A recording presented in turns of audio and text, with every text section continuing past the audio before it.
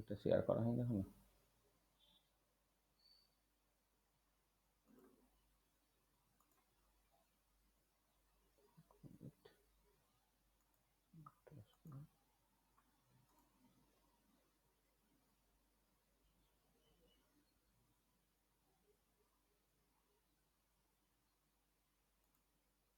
দেখো স্ক্রিন দেখা যাচ্ছে?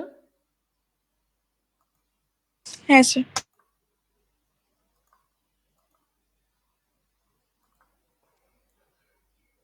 আচ্ছা, রে কারেন্ট চলে গেল রে, যা।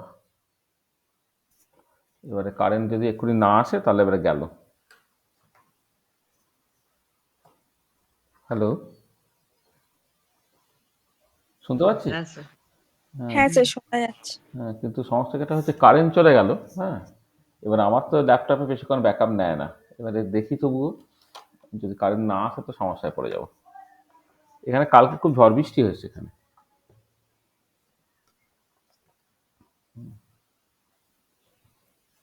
কিছু উপায় নেই, মানে ল্যাপটপের ব্যাকআপ আমার কতক্ষণ নেবে, আমার তো খারাপ laptop.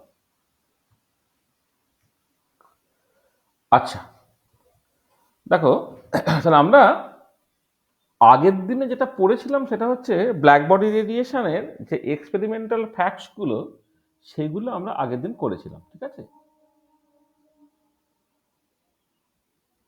What we have, current চলে এসছে।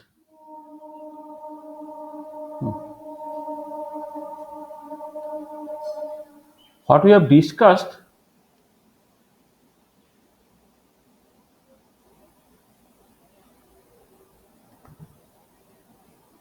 in the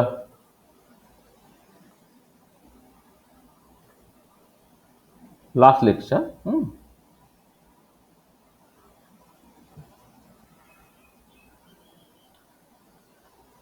আচ্ছা, আমরা শুরুটা করেছি এইরকম ভাবে, মানে ফার্স্ট লেকচারে যেটা করেছিলাম, এরকম একটা স্টেটমেন্ট করেছিলাম যে ঊনবিংশ শতাব্দীর শেষের দিকে মানুষ কতকগুলো ঘটনা দেখলো, যে ঘটনাগুলোকে সকল ক্লাসিক্যাল ফিজিক্স দিয়ে এক্সপ্লেন করা যাচ্ছে না। তার মধ্যে প্রথম যে ঘটনাটা, সেটা যে ব্ল্যাক বডি এনার্জি ডিস্ট্রিবিউশন, সেই ব্ল্যাক বডি এনার্জি ডিস্ট্রিবিউশন নিয়ে আমরা কথা বলছি, ঠিক আছে? তাহলে এই ব্ল্যাক বডি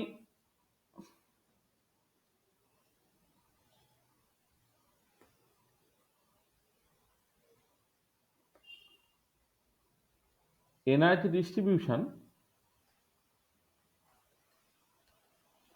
এই ব্ল্যাক বডি এনার্জি ডিস্ট্রিবিউশন আমরা পুরোটাকে কমপ্লিট করি, তার কিছুটা পার্ট আমরা আলোচনা করেছিলাম। আমরা যেটা প্রথমে করেছিলাম যে এক্সপেরিমেন্টাল যে তিনটে ফ্যাক্টস আর কি, সেটাকে সামারাইজ করেছিলাম, মানে three important features of black body energy distribution, সেটা আমরা দেখেছিলাম।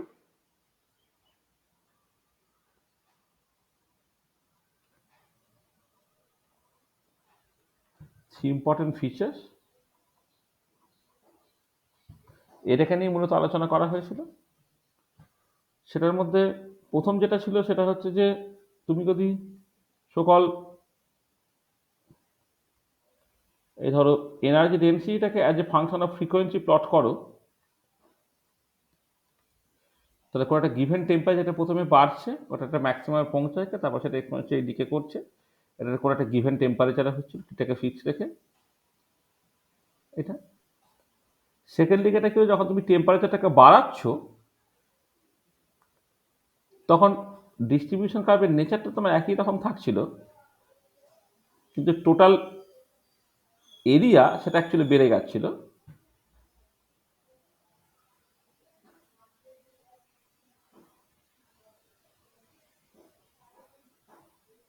এরকম দেখে দুটো ছবি হয়েছিল, এটা T1, এটা T2তে, যেখানে T2টা গ্রেটার দ্যান T1 এইটা। এবং এক্ষেত্রে যেটা হচ্ছিল যে তোমার সকল নিউ ম্যাক্সটা এইটা, সেটা হচ্ছে লো ফ্রিকোয়েন্সি থেকে হাই ফ্রিকোয়েন্সি থেকে শিফট করে যাচ্ছিল। আচ্ছা, এটাকেই তুমি যদি ওয়েভলেন্থের টার্মসে করতে, তখন হচ্ছে ম্যাক্সিমাটা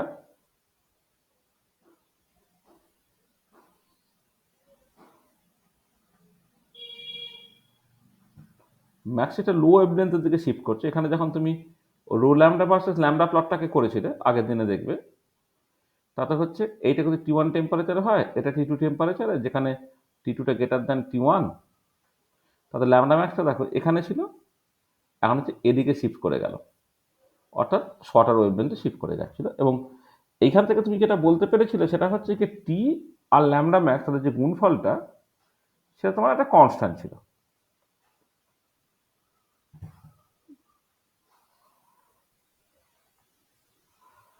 এবং যেটা ছিল তোমার Vince displacement law.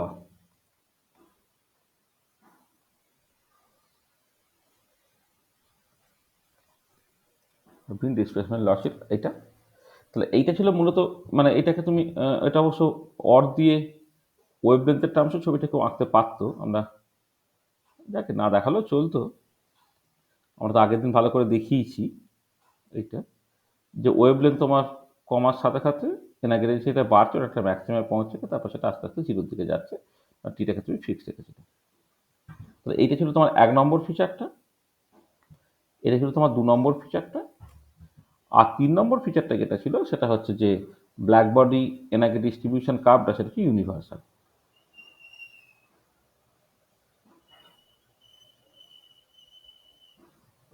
Black body energy distribution is universal. এই 3টে ফিচার আমরা মূলত আলোচনা করেছিলাম, ঠিক আছে। এবং স্যার এই, হ্যাঁ বলো। স্যার বলছি আপনি ল্যামডার গ্রাফটা অরিজিন থেকে কেন স্টার্ট করেননি? কিছুই না, মানে আসলে যেটা হচ্ছে কি ল্যামডা যদি তোমার 0 হয় তার ফ্রিকোয়েন্সি ইনফিনিটি, তাই তো? হ্যাঁ স্যার। ওই জন্যই আর কি, মানে এখানেও যেমন দেখো দেখো যে ফ্রিকোয়েন্সি যে টেন্স টু ইনফিনিটি হলে এনার্জি ডেন্সিটি 0 যেত, তো ঠিক একই রকমভাবে এখানে এনার্জি ডেন্সিটি 0 হতে গেলে ল্যামডাটা, এনার্জি ডেন্সিটিটাকে 0 তখন হবে যখন ল্যামডাটা হচ্ছে তোমার অ্যাকচুয়ালি 0 হবে, ঠিক আছে। যেমন ফ্রিকোয়েন্সি ইনফিনিটি পর্যন্ত আমি নিইনি, ঠিক একই কারণে হচ্ছে ওয়েভলেন্থটা তোমার 0 পর্যন্ত নিচ্ছি না, আর কিছু না। বুঝতে পেরেছো? Okay sir. মানে এখানেও দেখো আমি এটাকে টাচ করাইনি, ফ্রিকোয়েন্সির রেসপেক্টে যখন করছি যে ফ্রিকোয়েন্সি হচ্ছে ইনফিনিটি গিয়ে এটা টাচ করে গেল, সেটাকে করাচ্ছে না, কারণ ফ্রিকোয়েন্সি ইনফিনিটি জাস্ট কিন্তু মানে নেই। এবং সেইখান থেকেই আমি, যেহেতু ল্যামডাটা হচ্ছে সি বাই নিউ, সেখানে নিউ যখন ইনফিনিটি তখন ল্যামডাটা হচ্ছে 0 অ্যান্ড ভাইস ভার্সা, সেখানে এখানে আমি ওই জন্য এটাকে জাস্ট এই 0 পর্যন্ত নিইনি আর কি। এটা নিতে তুমি থিওরিটিক্যালি নিতে কোনো অসুবিধা নেই, কিন্তু এক্সপেরিমেন্টালি ওই জায়গাটা তুমি রিচ করতে পারবে না আর কি, আর কিছু না। ঠিক আছে, হয়েছে? Okay sir. আচ্ছা, এছাড়া আমরা যে দুটো জিনিস পড়েছিলাম সেটা হচ্ছে ভিন্স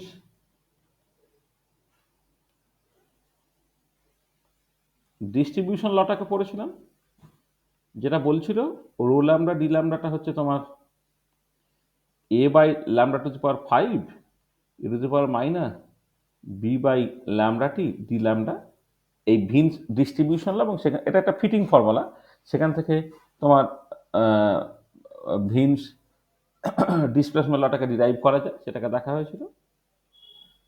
আচ্ছা, আমরা স্টিফেন বোলজম্যান লটাকে বলেছিলাম।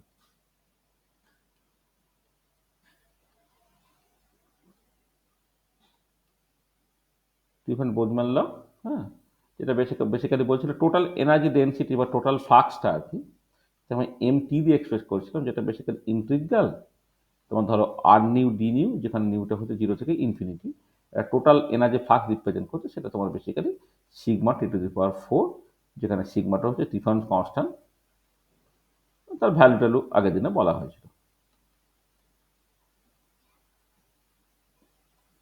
এই হচ্ছে যে জিনিসগুলো, এটা আমরা আগের ক্লাসে ডিসকাস করেছি। আচ্ছা, এবারে আজকে আমাদের যে জিনিসটা নিয়ে আলোচনা করতে হবে সেটা হচ্ছে যে এই যে এক্সপেরিমেন্টাল অবজারভেশনসগুলোকে পাওয়া যাচ্ছে, সেই এক্সপেরিমেন্টাল অবজারভেশনগুলোকে পাওয়ার থিওরিটিক্যাল বেসিসটা কি, এইটা এবার আমাকে জাস্ট আজকে বুঝতে হবে। তাহলে আজকে আমরা যেটা করতে চাইছি,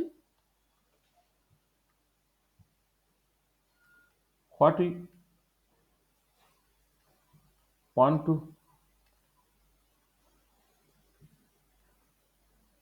ডিসকাস টুডে, সেটা হচ্ছে থিওরিটিক্যাল এক্সপ্লেনেশন।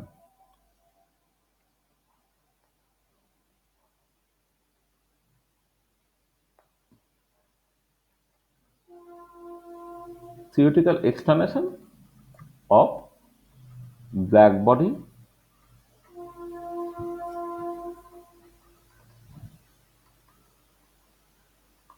Energy distribution. তাতে আমরা যেটা করব প্রথমে,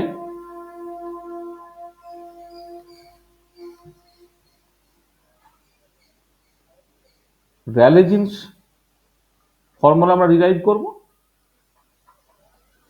এবং তার লিমিটেশনগুলো থেকে দেখব। লিমিটেশনটাকে দেখব, তারপর সেখান থেকে চলে আসবো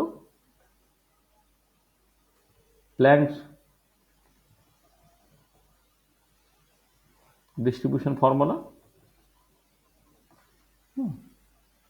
সেটা আসবো এবং এইখান থেকে তোমার ওই explanation of experimental results.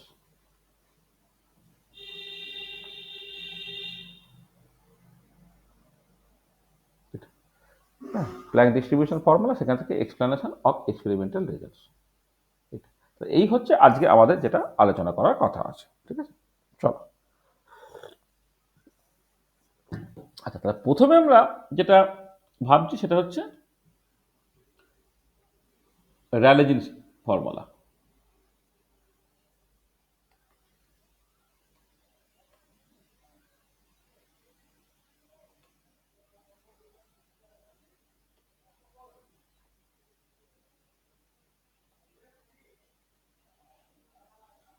Rayleigh Jeans formula. তাহলে আমরা আগে দেখি যে র্যালে জিন্স যে ফর্মুলাটা ডিরাইভ করা হচ্ছে তার অ্যাকচুয়ালি বেসিসটা কি। আচ্ছা দেখো, আমাদের অ্যাকচুয়ালি আলোচনা মানে কি কি বের করতে হবে? বের করতে হবে energy density with the frequency যে nu and nu plus D nu. সেটা nu and nu plus D nu বলতে পারো, lambda and lambda plus D lambda বলতে পারো, অথবা energy flows per unit time per unit cross sectional area within the frequency nu and nu plus D nu or lambda lambda plus D lambda. এই জিনিসগুলো নিয়ে আমরা actually এই জিনিসগুলো বের করতে চাইছি। তো আমি প্রথমে এনার্জি ডেনসিটি ধরো বের করতে চাইছি। তাহলে দেখো, একটা ব্ল্যাক বডি তুমি প্রথমেই ভেবেছিলে কি না ওটা একটা মেটালিক কন্টেনার টাইপের, ঠিক আছে? আচ্ছা, এবারে যদি একটা মেটালিক কন্টেনার তুমি যদি কনসিডার করো, তাহলে তুমি জাস্ট যখন এনার্জি নিয়ে মাথা ঘামাচ্ছ, তোমার আগে ক্লাসিক্যাল ইকুইপার্টিশন প্রিন্সিপাল ছিল, শক্তি সমবন্টন নীতি বা ইকুইপার্টিশন প্রিন্সিপাল ছিল।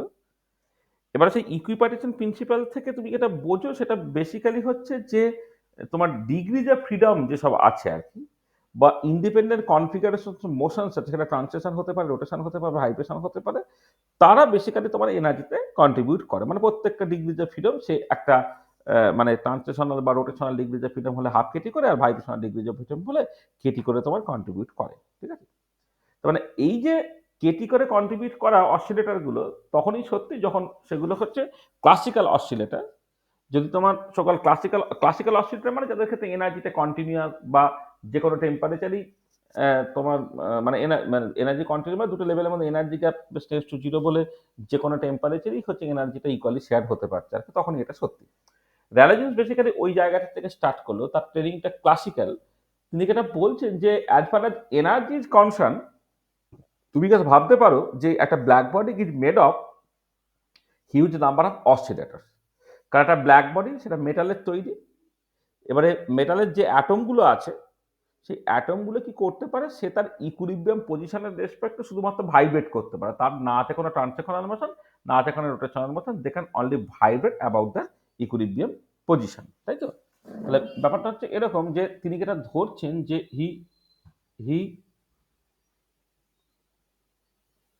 Assume that a black body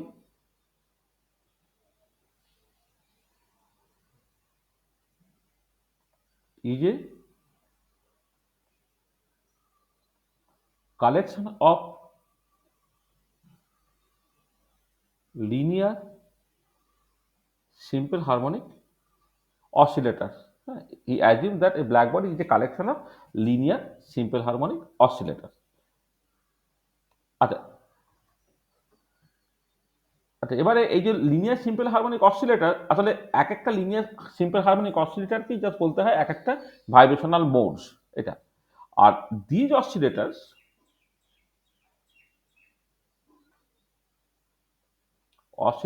R classical oscillators having continuous energy level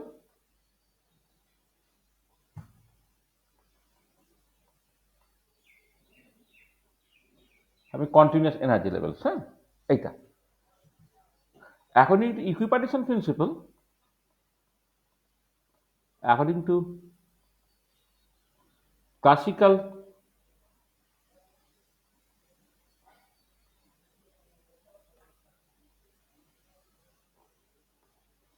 equipartition principle, each oscillator contributes kT in the total average energy. এটা তাহলে তিনি যেটা ধরছেন যে একটা ব্ল্যাক বডি যে collection of linear simple harmonic oscillator, এক একটা লিনিয়ার সিম্পল হারমোনিক অসিলেটর মানে বেসিক্যালি এক একটা ভাইব্রেশনাল মোডস, হ্যাঁ, বা ভাইব্রেশনাল ডিগ্রিজ অফ ফ্রিডম, এবং এই অসিলেটরগুলো ক্লাসিক্যাল অসিলেটর যাদের কন্টিনিউয়াস এনার্জি লেভেলস আছে, এবং সেই জন্য অ্যাকর্ডিং টু ক্লাসিক্যাল ইকুইপারেশন প্রিন্সিপাল প্রত্যেকটা অসিলেটর কেটি করে কন্ট্রিবিউট করবে in the total average energy, যেখানে কেটা হচ্ছে বলবান কনস্ট্যান্ট, এটা হচ্ছে তোমার টেম্পারেচার। এটা তাহলে দেখো আমি যেটা বের করতে চাইছি সেটা হচ্ছে তোমার এনার্জি পার ইউনিট ভলিউম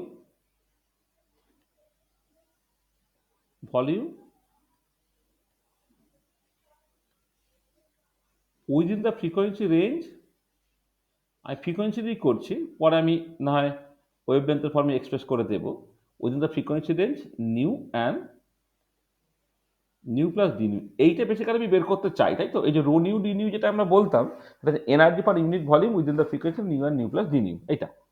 আচ্ছা, সেইটাকে তুমি বের করতে পারো এইরকম ভাবে, জাস্ট এইরকম করে ভাবো যে নাম্বার অফ ভাইব্রেশনাল মোডস, এই ভাইব্রেশনাল মোডস মানে এক একটা linear simple harmonic oscillator, number of vibrational modes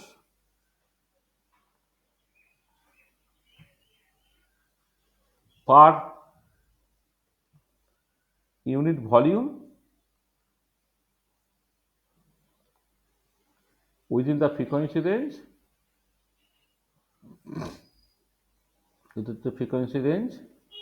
new and new plus d new, এইটা, আর এর সঙ্গে মাল্টিপ্লাই করতে হবে অ্যাভারেজ এনার্জি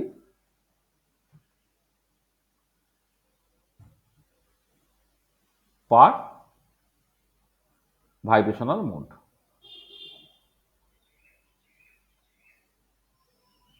দেখো তাহলে আমি যদি energy per unit volume within the frequency nu and nu plus D new বের করতে চাই, তাহলে আমি কি করব? আমি যেটা করব সেটা হচ্ছে যে নাম্বার অফ ভাইব্রেশনাল মোড বা number of vibrational degrees of freedom per unit volume within the frequency nu and nu plus D new calculate করব, তার সঙ্গে আমি গুণ করব হচ্ছে অ্যাভারেজ এনার্জি পার অসিলেটর বা অ্যাভারেজ এনার্জি পার ভাইব্রেশনাল মোড, এটা দিয়ে গুণ করলেই হচ্ছে আমি টোটাল রেজাল্টটাকে পেয়ে যাব। ব্যাপারটা দেখো, তাহলে আমরা অ্যাকচুয়ালি যেটা বের করতে চাইছি সেটা হচ্ছে তোমার রো নিউ ডি নিউ, সেটাকে আমি জাস্ট লিখছি এই N nu D nu into average energy, সেইটা। আর এবারে এই এন নিউ ডি নিউ এক্সপ্রেশনটা কি হয়? আচ্ছা, এটা দেখানো যায়, হ্যাঁ, সেটা হচ্ছে যে এন নিউ ডি নিউটা number of vibrational mode with the frequency nu and nu plus D nu, এটা হচ্ছে 8 pi nu square by C cube into D nu, এটা জাস্ট দেখানো যায়। আর এনার্জিটা কত হচ্ছে না তোমার KT, average energy per oscillator, সেটা হচ্ছে তোমার কেটি। এই যে প্রথমের যে পার্টটা এন নিউ ডি নিউ, তার এক্সপ্রেশনটা কেমন করে হচ্ছে 8 pi nu square by C cube D nu হলো, এটা এটা এটা এখন আমরা করছি না, এটা আমরা পরে করে নেবো আর কি, হ্যাঁ। যাতে এখন কম্বিনেশনের জন্য আমি এটা বলে দিচ্ছি, N nu D nu expression হচ্ছে 8 pi nu square by C cube into D nu into KT, এটা হলো। তার মানে কি হলো? তাহলে যেটা দাঁড়াচ্ছে দেখো, রো নিউ ডি নিউ সেটা হলো 8 পাই KT nu square by C cube into D nu, এইটা তোমার দাঁড়ালো।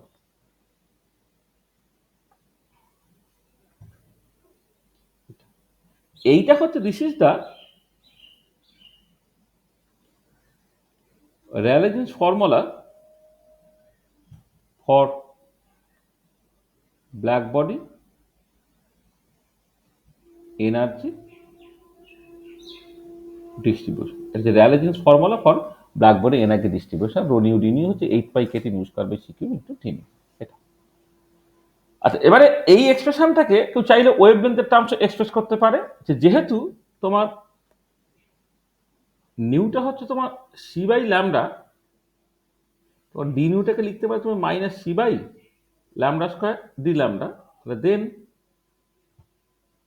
রো ল্যামডা ডি ল্যামডা এটাকে তুমি লিখতে পারবে, দেখো 8 পাই KT by C cube, nu স্কোয়ারের জায়গা তুমি সি বাই ল্যামডা তার স্কোয়ার করে দিলে, আর ডি নিউর জায়গা হচ্ছে minus C by lambda square D lambda করে দিলে। তাহলে এখান থেকে দেখো যেটা দাঁড়াচ্ছে রো ল্যামডা ডি ল্যামডা, সেটা হচ্ছে তোমার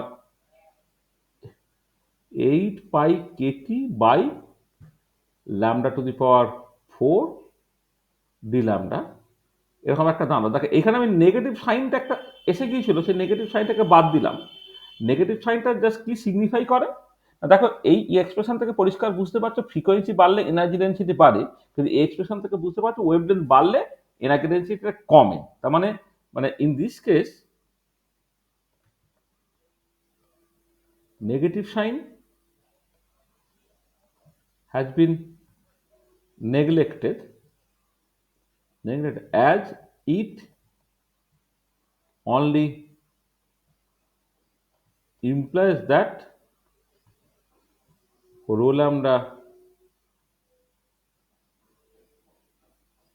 decreases with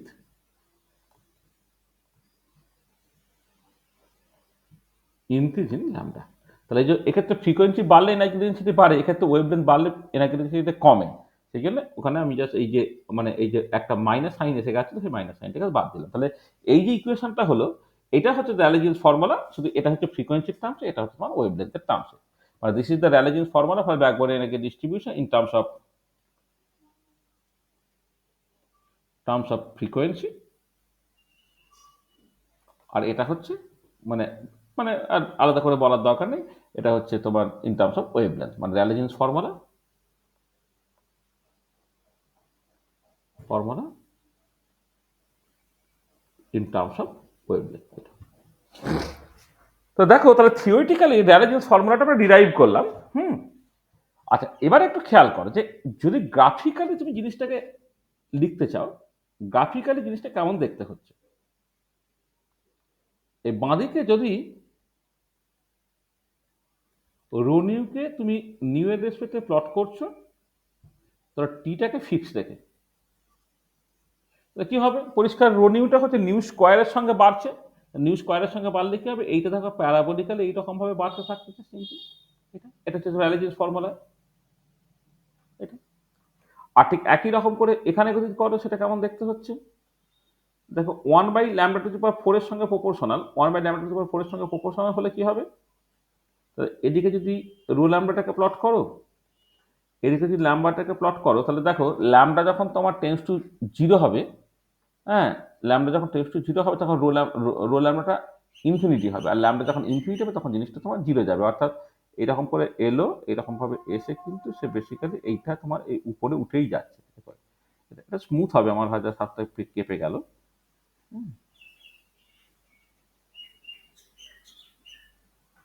এরকম হচ্ছে।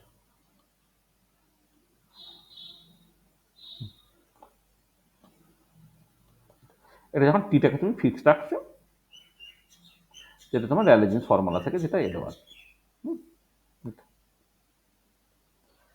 আচ্ছা, এবারে দেখো এই যে তুমি এক্সপ্রেশনটা দেখতে মানে ছবি টবিগুলো দেখতে পাচ্ছ, তাহলে পরিষ্কার বুঝতে পারছো এই ছবিগুলো কিন্তু সকল এক্সপেরিমেন্টাল ছবি, সেই এক্সপেরিমেন্টাল ছবির সাথে কিন্তু মিলছে না। এক্সপেরিমেন্টাল ছবিগুলো কেমন দেখতে, এক্সপেরিমেন্টাল ছবিটা হচ্ছে এইখানে দেখো, এই ছবিটা হচ্ছে এইরকম ভাবে গিয়ে, এইরকম ভাবে গিয়ে কিন্তু একটা জায়গায় ম্যাক্সিমামে গিয়ে সে কিন্তু বেসিক্যালি কমতে থাকে। এটা এরকম ভাবে গিয়ে দেখো সে বেসিক্যালি কমতে থাকছে। এখানে যখন তুমি দেখছো এটা এরকম ভাবে যাচ্ছে, গিয়ে কিন্তু একটা ম্যাক্সিমামে গিয়ে সে কিন্তু কমতে থাকে। এইটা এটা তোমার এক্সপেরিমেন্টাল ছবি, বা এটা তোমার এক্সপেরিমেন্টাল ছবি। তার মানে এই মানে এক্সপেরিমেন্টাল ছবি আর অ্যালেজিন্স ফর্মুলা থেকে যে পাওয়া ছবি, দুটো ছবি যখন আমি একই প্লটে দেখাচ্ছি, সেখান থেকে এই জিনিসটা পরিষ্কার হচ্ছে, সেটা হচ্ছে এই যে Rayleigh Jeans formula can predict the experimental curve only when frequency is low or wavelength is high. যখনই আমি হাই ফ্রিকোয়েন্সিতে রিচ করছি বা শর্টার ওয়েভলেন্থে রিচ করছি, তখন কিন্তু অ্যালেজিন্স ফর্মুলা এক্সপেরিমেন্টাল রেজাল্ট থেকে ডেভিয়েট করে যাচ্ছে। তার মানে এটা দাঁড়াচ্ছে যে তোমার Rayleigh's formula can explain the black body energy distribution curve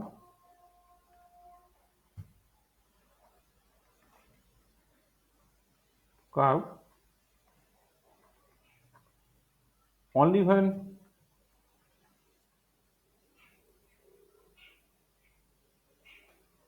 frequency is low or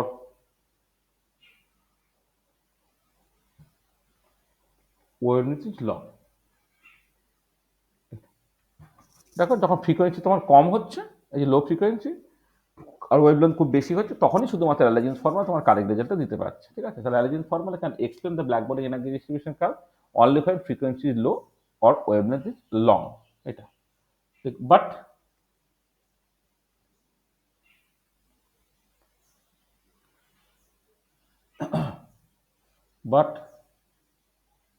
there is a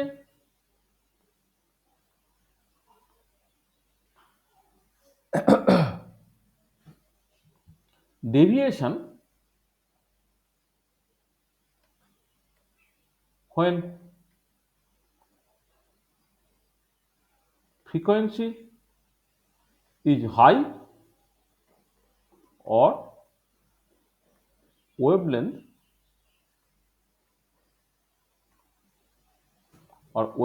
is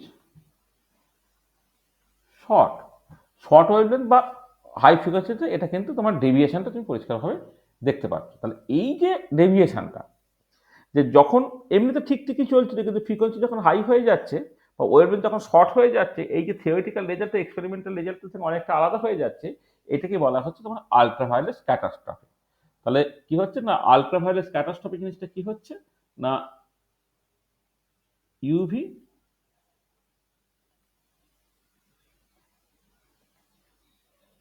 catastrophe. UV catastrophe হচ্ছে বেসিক্যালি এই থিওরিটিক্যাল এবং এক্সপেরিমেন্টাল থেকে ডেভিয়েশনটা, এই ডেভিয়েশনটাকে বলা হচ্ছে তোমার আলট্রাভায়োলেট ক্যাটাস্ট্রফি। তাহলে আলট্রাভায়োলেট ক্যাটাস্ট্রফি জিনিসটা আমি এইরকম ভাবে লিখতে পারি,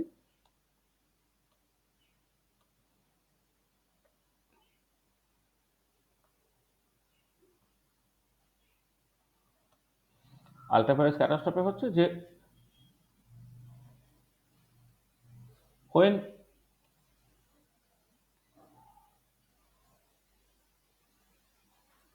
frequency is high or wavelength is short,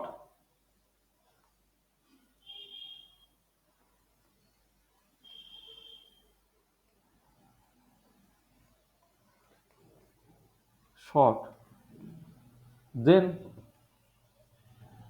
there is a disagreement of the theoretical results from the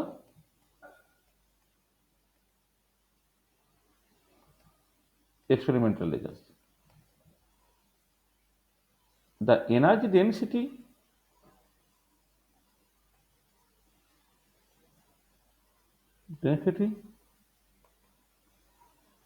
diverges even at a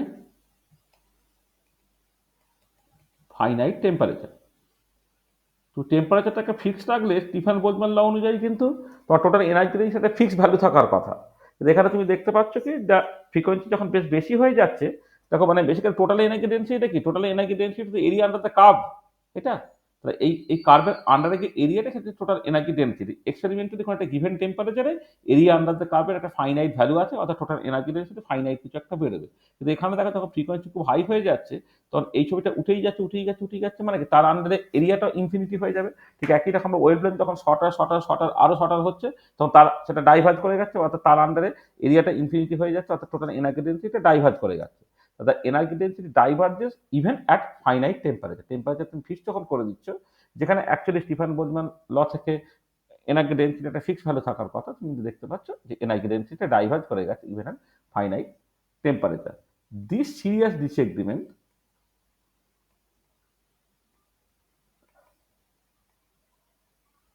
disagreement is called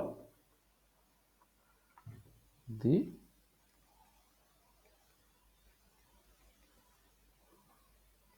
ultraviolet catastrophe। This serious disagreement is called the ultraviolet catastrophe। ঠিক আছে?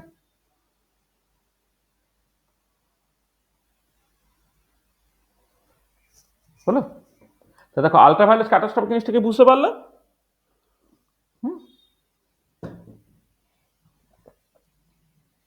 ঠিক আছে?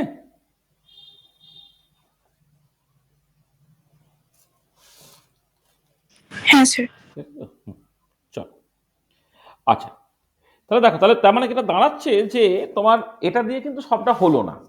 মানে আমরা classical একটা theory দেওয়ার চেষ্টা করেছিলাম, যেটা র্যালে জিন্স দিয়েছিলেন, যে তিনি যেটা ধরে নিয়েছিলেন যে একটা ব্ল্যাক বডির যে collection of huge number of classical oscillator, যাদের কন্টিনিউয়াস এনার্জি লেভেলস আছে, যারা ক্লাসিক্যাল ইকুইপারেশন প্রিন্সিপাল ওবে করে, যার জন্য এনার্জি হচ্ছে কেটি, সেটা তোমার আর ঠিক হলো এটা। আচ্ছা, তাহলে এবার উপায়টা কি? উপায়টা হচ্ছে তোমার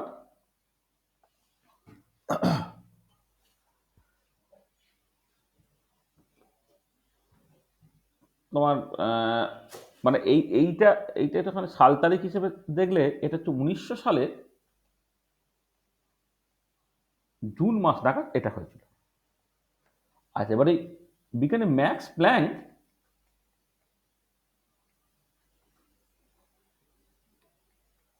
এই 1900 সালের প্রথমে অক্টোবর মাসে তিনি একটা ফিটিং ফর্মুলা দিলেন। মানে যেমন করে ভিনস ডিস্ট্রিবিউশন ল আমরা পড়েছিলাম, যে ভিনস ডিস্ট্রিবিউশন ফর্মুলা একটা ফিটিং ফর্মুলা, ঠিক ম্যাক্স প্ল্যাঙ্ক একটা ফিটিং ফর্মুলা দিলেন। তিনি প্রথমে কি করলেন? He gave a fitting formula for black body এনআইকে ডিস্ট্রিবিউশন। এবং সেই ফর্মুলাটা কেমন দেখতে, যদি ফ্রিকোয়েন্সির টার্মসে বলো, রো নিউ ডিউটা হচ্ছে A nu cube by E to the power B new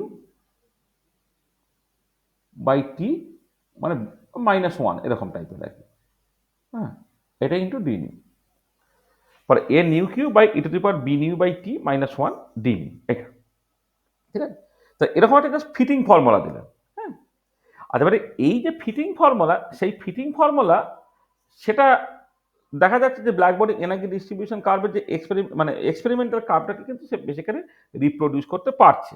ঠিক আছে, এই যে ফিটিং ফর্মুলাটা সেটা কিন্তু ব্ল্যাক বডি এনার্জি ডিস্ট্রিবিউশন কার্ভের যে এক্সপেরিমেন্টাল কার্ভটাকে সেটা হচ্ছে এটা তোমার সকল এক্সপ্লেন করতে পারছে। আমরা আসবো পরে যে অ্যাকচুয়ালি এখানে লো ফ্রিকোয়েন্সি রিজিয়নে ছবিটা কেমন দেখতে, হাই ফ্রিকোয়েন্সি রিজিয়নে কেমন ছবিটা দেখতে, সেই মতো করে আমি ছবিটা তোমাদের দেখাবো অ্যাকচুয়ালি কি হচ্ছে আর কি। হ্যাঁ, মানে এখানে আমি দেখাতে পারি আর কি, অসুবিধা কিছু নেই, কিন্তু মানে এটা আবার অ্যাকচুয়াল ফর্মুলাটা হয়ে যাওয়ার পর তখন আবার একবার দেখাতে হবে, আমি সরাসরি সেখানেই দেখাবো। তো এটা ছিল একটা ফিটিং ফর্মুলা, যেমন করে ভিন্স তিনি একটা ফিটিং ফর্মুলা দিয়েছিলেন, এখানেও তিনি একটা ফিটিং ফর্মুলা, সেই ফিটিং ফর্মুলাটা হচ্ছে এরকম। ঠিক আছে, তারপরে এই 1900 সালেরই 14 December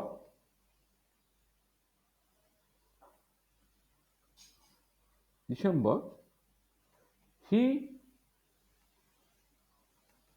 derived the fitting formula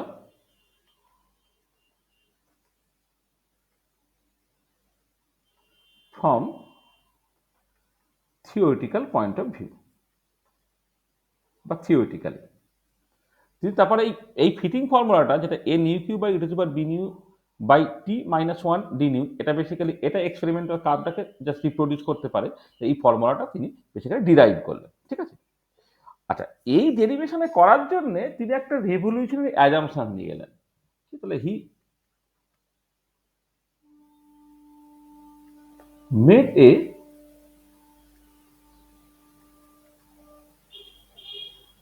revolutionary assumptions। সেটা কি? তিনি বলছেন যে যেটা ইম্পর্টেন্ট, যে এনার্জি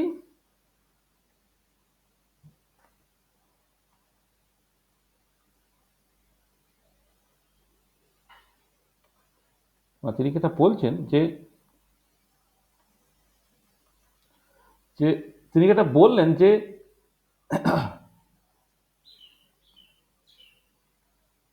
oscillators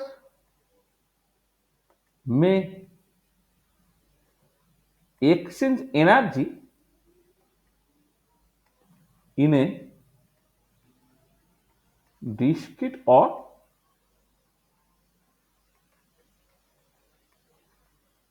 quantized, হ্যাঁ, oscillator may exchange energy in a discrete or quantized way। তার মানে ধরো তোমার এই যদি এনার্জি এক্সচেঞ্জ আমি ডেল্টা এপসাইলন বলি, সেটা হচ্ছে একটা মিনিমাম ভ্যালু থাকছে, ধরে নাও এপসাইলন, তার একটা ইন্টিগ্রাল মাল্টিপল ওয়েতে এই এক্সচেঞ্জটা হচ্ছে, যেখানে হচ্ছে তোমার এন এর ভ্যালুটা তোমার ধরো 0 1 2 3 ডট ডট ডট ডট, এটা তোমার এটা দাঁড়াচ্ছে যে একটা অসিলেটর সে তোমার যে এনার্জি এক্সচেঞ্জটা করছে, মানে এনার্জি কাউকে দিচ্ছে বা কারোর সাথে নিচ্ছে আর কি, সেই এনার্জি এক্সচেঞ্জটাকে ডিসক্রিট বা কোয়ান্টাইজ ওয়েতে করছে। দেখো, এটা রেভলিউশনারি অ্যাজাম্পশনস কেন? কারণ এর আগে সবসময় ক্লাসিক্যাল ফিজিক্সে এটা সবসময় ধরে নেওয়া হতো এনার্জি একটা কন্টিনিউয়াস কোয়ান্টিটি, মানে এনার্জি যখন এক্সচেঞ্জ হবে অর্থাৎ এনার্জি দেওয়া নেওয়া করবে, তখন সেটা বেসিক্যালি কন্টিনিউয়াসলি হবে, অর্থাৎ যে কোনো আরবিট্রারি অ্যামাউন্টের হবে। কিন্তু অ্যাকচুয়ালি এনার্জিটা তোমার তোমার কি বলে তোমার ডিসক্রিট আর বা এবং এনার্জি এক্সচেঞ্জটা সে বেসিক্যালি ডিসক্রিট বা কোয়ান্টাইজড হয়েছে ঘটছে। আচ্ছা, এবারে যেহেতু তোমার আলটিমেটলি এক্সপ্রেশনে এই এপসাইলন যে পার্টটা, মানে মানে মানে আমি যখন total energy average energy calculate করব, বা সেখান থেকে যখন আমি ধরো এনার্জি ডেনসিটিটাকে ক্যালকুলেট করব, সেটাকে তো ফ্রিকোয়েন্সির উপর নির্ভর করবে। তিনি যেটা আরও বললেন যে এই যে এপসাইলনটা, সেটা বেসিক্যালি নিউ এর সঙ্গে প্রপোর্শনাল একটা কোয়ান্টিটি, এপসাইলনটা সেটা basically proportional to frequency, and তুমি লিখতে পারো এপসাইলনটা অ্যাকচুয়ালি তোমার এইচ নিউ, যেখানে H is a proportionality constant. এখন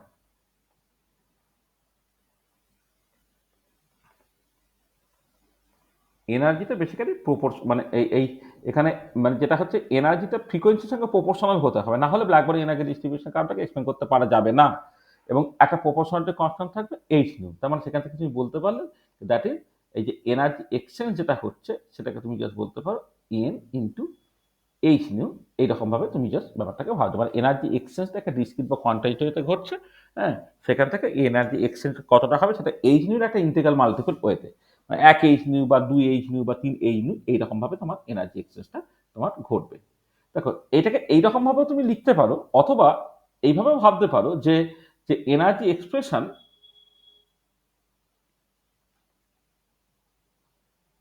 expression of quantum linear simple harmonic oscillator, সেটাকে জাস্ট একটা এপসাইলন এন, সেটাকে তুমি এন এইচ নিউ এরকমভাবে লিখতে পারো। কারণ দেখো, যে যদি কোনো একটা পার্টিকুলার কোয়ান্টাম অসিলেটর আমি কনসিডার করছি, সেই কোয়ান্টাম অসিলেটরের ক্ষেত্রে ধরো যে এনার্জিগুলো যদি এরকম তোমার এনার্জি লেভেলগুলো যদি এরকম হয়, এরকম যদি হয়, এটাকে ধরো তুমি এপসাইলন এনটাকে প্লট করছো, এটা epsilon one, sorry epsilon zero, যেটা বেসিক্যালি জিরো, যখন এন এর ভ্যালুটা, মানে এন এর ভ্যালুটা যখন তুমি ধরো জিরো ধরেছো, এইটা যখন এন এর ভ্যালুটা তুমি ওয়ান ধরেছো, তখন এনার্জিটা কত? Epsilon one equal to H new. যখন এন এর ভ্যালুটা টু তুমি ধরছো, তখন এপসাইলন টুটা হচ্ছে টু এইচ নিউ। যখন এন ইকুয়াল টু থ্রি ধরছো, তখন এপসাইলন থ্রিটা হচ্ছে সিএইচ নিউ, এইরকমভাবে এগোচ্ছে তো, এরকমভাবে এগোচ্ছে তো। এবার তুমি পরিষ্কার দেখো যে দুটো পাশাপাশি লেভেলের মধ্যে যে এনার্জি গ্যাপগুলো সেগুলো সব এইচ নিউ করে আছে।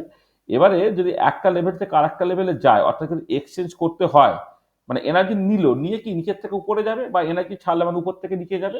এবারে যেহেতু এনার্জিগুলো তোমার এরকম জিরো বা এইচ নিউ বা টু এইচ নিউ বা থ্রি এইচ ইত্যাদি ইত্যাদি আছে, তখন কিন্তু সে এইচ নিউ ইন্টিগ্রাল মাল্টিপল ওয়েতেই কিন্তু এনার্জিটাকে এক্সচেঞ্জ করতে হবে। তাহলে যে এনার্জি এক্সচেঞ্জটাকে ডিসক্রিট বা কোয়ান্টাইজড ওয়েতে ঘটছে, সেটাকে তোমার অটোমেটিক্যালি গ্যারান্টেড হবে যদি তুমি ধরে নাও যে কোয়ান্টাম সিম্পল হারমোনিক অসিলেটরের ক্ষেত্রে এনার্জি লেভেলগুলি বেসিক্যালি ডিসক্রিট এবং সে এই পার্টিকুলার ফর্মুলাটা ওবে করে with n equal to 0 1 2 3 dot dot dot. এইটা হচ্ছে তোমার কোয়ান্টাম লিনিয়ার সিম্পল হারমোনিক অসিলেটরের ক্ষেত্রে এনার্জি এক্সপ্রেশন, যেটা প্ল্যাঙ্ক তখন ধরেছিলেন। এটা তাহলে কি হলো দেখো, এর আগে র্যালে জিন্স এবং তারও আগে ক্লাসিক্যালি সবসময় ধরে নেওয়া হতো যে এনার্জি একটা কন্টিনিউয়াস কোয়ান্টিটি এবং এনার্জি এক্সচেঞ্জ যেটা হচ্ছে সেটা সবসময় কন্টিনিউয়াসলি উইথ অ্যান আরবিট্রারি অ্যামাউন্টের হবে। কিন্তু এখানে যেটা হলো যে না, এনার্জিটা তোমার অ্যাকচুয়ালি ডিসক্রিট কোয়ান্টিটি এবং এনার্জি এক্সচেঞ্জটা একটা ডিসক্রিট বা কোয়ান্টাইজড এটা ঘটছে। আচ্ছা, তাহলে এবারে কথাটা হচ্ছে যে যদি তুমি র্যালে জিন্সের মতো করে এগোন, যে যে একটা black body consist of huge number of linear simple harmonic oscillator, কিন্তু এই অসিলেটরগুলো এখন যেহেতু কোয়ান্টাম অসিলেটর, যার ক্ষেত্রে এনার্জিটা ডিসক্রিট বা কোয়ান্টাইজ, সেটা ক্লাসিক্যাল ইকুইপার্টিশন প্রিন্সিপাল ওবে করবে না। ক্লাসিক্যাল ইকুইপার্টিশন প্রিন্সিপাল ওবে করবে না মানে average energy per linear simple harmonic oscillator, যেটা আমরা ইকুইপার্টিশন প্রিন্সিপাল থেকে কেটি ধরে নিয়েছিলাম, এখন কেটিটাকে ধরতে পারবো না। তাহলে কি এটা ইম্পর্টেন্ট যে যে কোয়ান্টাম মানে সবসময় মাথায় রাখবে যে এটা ইকুইপার্টিশন প্রিন্সিপাল যখন গেসিয়াস স্টেটে আমরা পড়াবো তখন বলবো যে শক্তি সমবন্টন নীতি বা ইকুইপার্টিশন অফ এনার্জি সেটা ভ্যালিড হবে তখনই যখন হচ্ছে এনার্জিটা একটা কন্টিনিউয়াস কোয়ান্টিটি, এনার্জি দেওয়া নেওয়াটা যে কোনো আরবিট্রারি অ্যামাউন্টের হয়। কিন্তু যখনই এনার্জিটা তোমার ডিসক্রিট বা কোয়ান্টাইজ হয়ে যাবে তখন কিন্তু আর ইকুইপার্টিশন প্রিন্সিপালটা ওবে করবে না। তার মানে এটা ইম্পর্টেন্ট যে quantum linear simple harmonic oscillator does not obey classical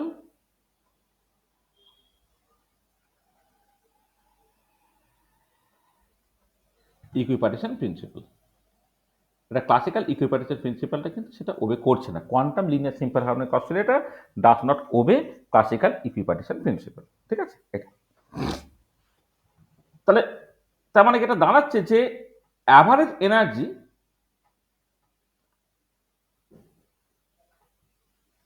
for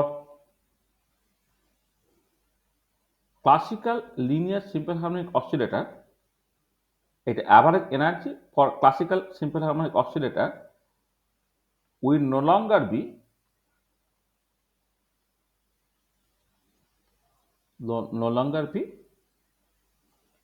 Katie, আর কেটিটা হবে না। ঠিক আছে, এর আগে তো আমরা কেটি ধরে করেছিলাম, এখন বেসিক্যালি তোমার কেটিটা হবে না। তাহলে কত হবে? আচ্ছা, এই যে কত হবে সেটাকে আমি বের করতে পারি ফ্রম ম্যাক্সওয়েল বোলজম্যান স্ট্যাটিস্টিক্স। দেখো যেটা হচ্ছে যে, আচ্ছা আমি সেটা লিখে দিই যে average energy per quantum linear simple harmonic oscillator can be obtained from, অনেক রকম করে বের করার রাস্তা আছে, আমি বোলম্যান ডিস্ট্রিবিউশন ফর্মুলা থেকে পেতে পারি। ফ্রম বোলম্যান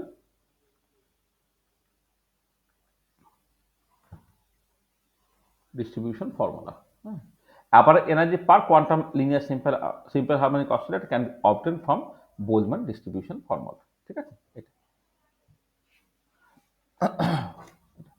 দেখো এবারে বোলম্যান ডিস্ট্রিবিউশন ফর্মুলাটা কি বলে না, সেটা আমি একটুখানি বলি। সেকেন্ড,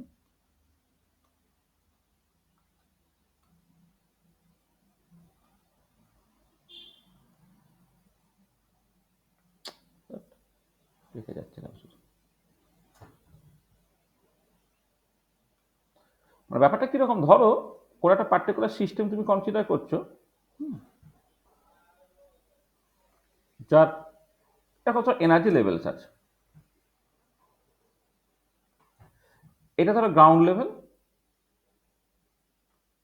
বা গ্রাউন্ড স্টেট, এটা ধরে নাও তোমার ধরো আই এর স্টেট আর কি। আইএস স্টেট বা আইএস এক্সাইটেড স্টেট যা খুশি এটা। আচ্ছা এবারে ধরো এইখানে যদি নাম্বার অফ পার্টিকেল সময় n0টা থাকে, এইখানে নাম্বার অফ পার্টিকেল ধর n1 আছে, এইরকম ভাবে করে ধর এইখানে নাম্বার অফ পার্টিকেল সময় ni আছে এইটা, আর এদিকে তোমার এনার্জি বাড়ছে, এখানকার এনার্জি ধরে নাও তোমার এপসাইলন 0, এখানে এনার্জি এপসাইলন 1, এইভাবে করে এখানকার এনার্জি ধরো এপসাইলন i। হ্যাঁ, এরকম যদি হয় তাহলে এই ith লেভেলের number of particles by ground লেভেলের নাম্বার অফ পার্টিকেল, এইটা তোমার হয় GI বাই G0 into e to the power minus delta epsilon i by KT, এরকম একটা ফর্মুলা দিয়ে তুমি জিনিসটাকে লিখতে পারো। আচ্ছা যেখানে দেখো n0টা হচ্ছে গ্রাউন্ড স্টেটের নাম্বার অফ পার্টিকেল, n0টা হচ্ছে number of particles in the ground state with degeneracy G0 and energy epsilon 0 বললাম, আর ni টা হচ্ছে number of particles in the number of particles in the ith state with degeneracy GI and energy epsilon i। ঠিক আছে, বা ডিজেনারেসি মানে হচ্ছে ওই একই এনার্জিতে কতগুলো স্টেটস আছে। হ্যাঁ, মানে তুমি যদি ভাবো যে যেমন ধরো হাইড্রোজেন অ্যাটমের জন্য পি অরবিটাল, তিনটে পি অরবিটালের এনার্জি একই, কিন্তু ওই একই এনার্জিতে তিনটে অরবিটাল রইল, পিএক্স পিওয়াই পিজেড, যেভাবে তোমরা মনে রেখেছো আর কি, পিএক্স পিওয়াই পিজেড, তার মানে বোঝা গেল ওটা হচ্ছে তোমার 3-fold ডিজেনারেস্টেড, বা ডি অরবিটাল হচ্ছে 5-fold degenerated, F orbital 7-fold degenerated and so on, সেরকম। তো এই হচ্ছে তোমার বেসিক্যালি ফর্মুলাটা। ঠিক আছে, আচ্ছা আর ডেল্টা এপসাইলন আইটা কি হলো? ডেল্টা এপসাইলন আইটা হচ্ছে ith level energy minus ground স্টেটের এনার্জি, সেটা হচ্ছে এইটা। বুঝছো? আচ্ছা এবারে আমাদের কেসে, ইন আওয়ার কেস এই যে G0 GI এগুলো সব হচ্ছে 1, মানে স্টেটগুলো সব নন ডিজেনারেট। হ্যাঁ, সেটা G0 GI এটা 1 বলে, তাহলে দেন কি দাঁড়াচ্ছে, দেন বোলম্যান ডিস্ট্রিবিউশনে দাঁড়িয়ে গেল কত, ni বাই n0, সেটা হয়ে যাচ্ছে তোমার E to the power minus delta epsilon i by Katie, এটা। আচ্ছা তাহলে তুমি দেখো, তুমি মানে আচ্ছা ইন আওয়ার কেস এইটা একবার লিখে দিচ্ছি, এটা হয়ে যাচ্ছে তোমার কত, এইটা যদি তুমি সেইভাবে দেখো এটা হচ্ছে আই এইচ নিউ হয়ে যাচ্ছে। কারণ কি, কারণ তোমার ith লেভেলের করসপন্ডিং কোয়ান্টাম নাম্বারটা হচ্ছে n, আর গ্রাউন্ড লেভেলটার এনার্জি তো অলরেডি 0। আমি এখানে যে এনার্জি এক্সপ্রেশনটাকে বসিয়েছি দেখো, যে এখানে এনার্জিটা তোমার n এর উপর ডিপেন্ড করছে, nটা 0 মানে হচ্ছে গ্রাউন্ড স্টেট, তার এনার্জিটা বেসিক্যালি 0, আর i স্টেট মানে basically n equal two i, তার এনার্জিটা হচ্ছে i h নিউ। তার মানে এক্ষেত্রে তুমি এই যে ডেল্টা এপসাইলন i, যেটা এপসাইলন i মাইনাস এপসাইলন 0 তুমি বললে, সেটা basically minus i h nu by Katie, এটা তোমার দাঁড়িয়ে যাচ্ছে এটা। তাহলে দেখো, তাহলে এখান থেকে পরিষ্কার n1টা যেটা, তাহলে গ্রাউন্ড স্টেট নাম্বার পারে যদি n মানে ফার্স্ট এক্সাইটেশন নাম্বার পারে যদি n1টা বলে, সেটা কি হবে এখানে দেখো, এখানে n0 e to the power minus h nu by kT হবে, n2টা কত হবে, n0 e to the power minus 2h nu by kT, n3টা কত হবে, n0 e to the power minus 3h nu by Katie, এটা অ্যান্ড সো অন। আচ্ছা আর এপসাইলন 1টা কত না, সেটা বেসিক্যালি এইচ নিউ, এপসাইলন 2টা কত 2h নিউ, এপসাইলন 3টা কত 3h new and so on and so on. তার মানে এই যে বিভিন্ন এনার্জি লেভেলস গুলো আছে, এপসাইলন 0, এপসাইলন 1, এপসাইলন 2, মানে এপসাইলন 0টা তো আমার বেসিক্যালি 0, আর ground state number of particles তো n0টা আছে। তার মানে দেখো কোন লেভেলের এনার্জি কত এবং কোন লেভেলে কতগুলো পার্টিকেল আছে, সেটা আমি বোলম্যান ডিস্ট্রিবিউশন ফর্মুলা, এই যে বোলম্যান ডিস্ট্রিবিউশন ফর্মুলা আমি লিখে রেখেছি আমাদের পার্টিকুলার কেসে, সেখান থেকে কিন্তু ওইটা আমি বের করতে লিখতে পারলাম। আর এবার আমার দরকার হচ্ছে অ্যাভারেজ এনার্জি ক্যালকুলেট করা। তাহলে দেখো অ্যাভারেজ এনার্জি যখন তুমি ক্যালকুলেট করছো, অ্যাভারেজ এনার্জি যদি এপসাইলন বার বলো, তাহলে কি হবে সেটা না, গাউস স্টেটের নাম্বার অফ পার্টিকেলস ইন্টু তার এনার্জি। ফার্স্ট এক্সারসাইজে সরি, এনটা আমি বড় হাতের এন দিয়ে লিখেছি। গাউস স্টেটের number of particles into epsilon 0, n1 into epsilon 1, n2 into epsilon 2 plus dot dot dot dot করে যাচ্ছে, divided by n0 plus n1 plus n2 plus dot dot dot dot করে। এটা হবে আমার অ্যাভারেজ এনার্জিটা। তাহলে দেখো প্রথমটা যেটা আছে, এখানে আর একটা টার্ম লিখি, n3 epsilon 3 plus dot dot dot. দেখো প্রথমটাতে এপসাইলন 0টা 0, গাউসের এনার্জি 0 বলে ফার্স্ট টার্মটা কোনো কন্ট্রিবিউট করলো না। n1টা কত না n0 e to the power minus h nu by KT, তার সাথে গুণ হচ্ছে কি দিয়ে, গুণ হচ্ছে এইচ নিউ দিয়ে। তারপর একটা n0 e to the power minus 2h nu by KT, তাকে গুণ হচ্ছে 2h নিউ দিয়ে। তারপরে n0 e to the power minus 3h nu by KT, সেটা গুণ হচ্ছে কত 3h নিউ দিয়ে, বা ডট ডট ডট ডট হচ্ছে।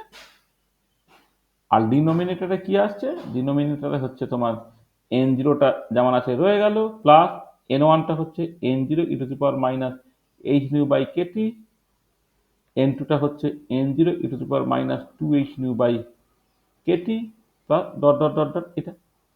তাহলে এবারে দেখো এখানে তুমি এই যে উপর থেকে একটা n0 কমন না, নিচ থেকে একটা n0 কমন না, ধরো n0 একটা কমন নিলাম, আর যেটা আমি কমন নিচ্ছি এটা h নিউ কমন নিচ্ছি, আর যেটা একটা কমন নিচ্ছি e to the power minus h nu by kT common নিচ্ছি। এগুলো ধরো কমন নিলাম, তাহলে পড়ে থাকছে কত, এখান থেকে 1 পড়ে রইল। আর এখান থেকে দেখো একটা 2 পড়ে আছে, তার সঙ্গে একটা e to the power minus h nu by kT একটা পড়ে আছে। এখানে একটা 3 পড়ে আছে, কিন্তু e to the power minus 2h nu by kT পড়ে গেছে, এটা plus dot dot dot dot এটা। আর নিচটা কি হলো, নিচটা তুমি জাস্ট সিম্পলি n0টাকে কমন নিয়ে নিলে, 1 plus e to the power minus h nu by Katie plus e to the power minus 2h nu by Katie plus e to the power minus 3h nu by KT dot dot dot, এইভাবে আসবে তোমার জিনিসটা। তো দেখো কি হচ্ছে, n0 যদি কেটে গেলে তাহলে পড়ে থাকছে h nu e to the power minus h nu by KT এইটা। আর এবারে যদি তুমি ধরো যে যে লেট এক্সটা হচ্ছে e to the power minus h nu by kT, এটাকে তুমি ধরে নাও, তাহলে ডিনোমিনেটরটা কেমন দাঁড়াচ্ছে না 1 plus x plus x square plus x cube plus dot dot dot, আর নিউমারেটরটা দাঁড়াচ্ছে কত 1 plus 2x plus 3x square plus dot dot dot dot, এরকম তোমার দাঁড়াচ্ছে যদি এক্সটাকে e to the power minus h nu by kT লেখো। আচ্ছা এবারে we know 1 plus x square plus x cube plus dot dot dot dot, এইটা হয় হচ্ছে বেসিক্যালি 1/1 মাইনাস এক্স, মানে 1 minus x two the power minus 1 বা 1/1 minus x. তো এগুলো তুমি ডেরিভেটিভ করো, ডেরিভেটিভ করলে এটা 1 হলো, এটা 2x হলো, এটা 3x স্কোয়ার হলো, প্লাস ডট ডট, এটা কত হবে 1/1 মাইনাস এক্স তার স্কোয়ার হবে এটা। মানে তুমি 1 minus x two the power minus 1 তার এক্সপানশন করলে তো 1 plus x square plus x cube এভাবে হয়। তাহলে এটা হলো, মানে এইখান থেকে এটাকে তুমি ডেরিভেটিভ করো, মানে ডিফারেন্সিয়েটিং বোথ সাইডস আর কি,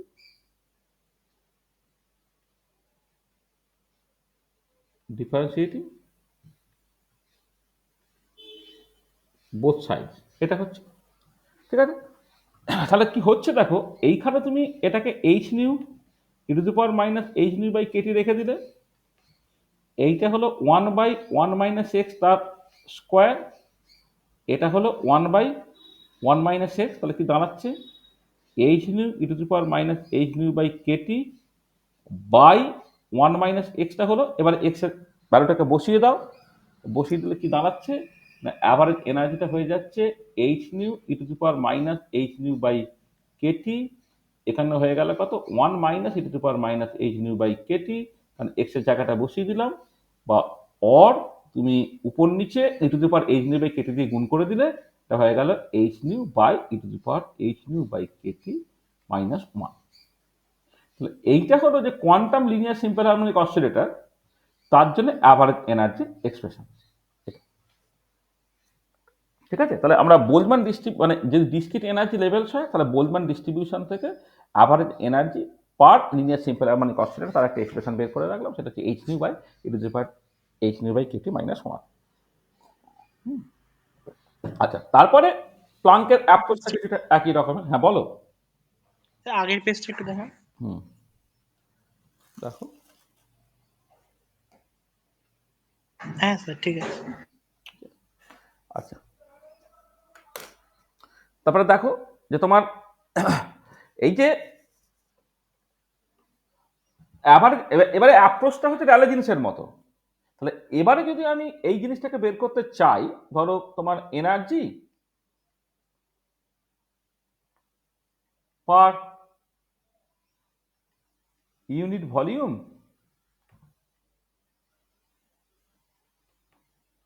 within the frequency range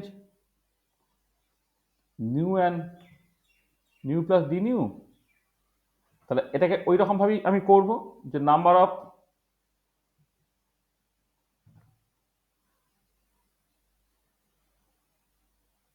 vibrational modes per unit volume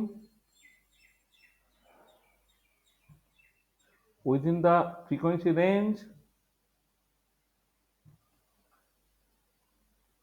nu and nu plus d nu, তাকে গুণ করতে হবে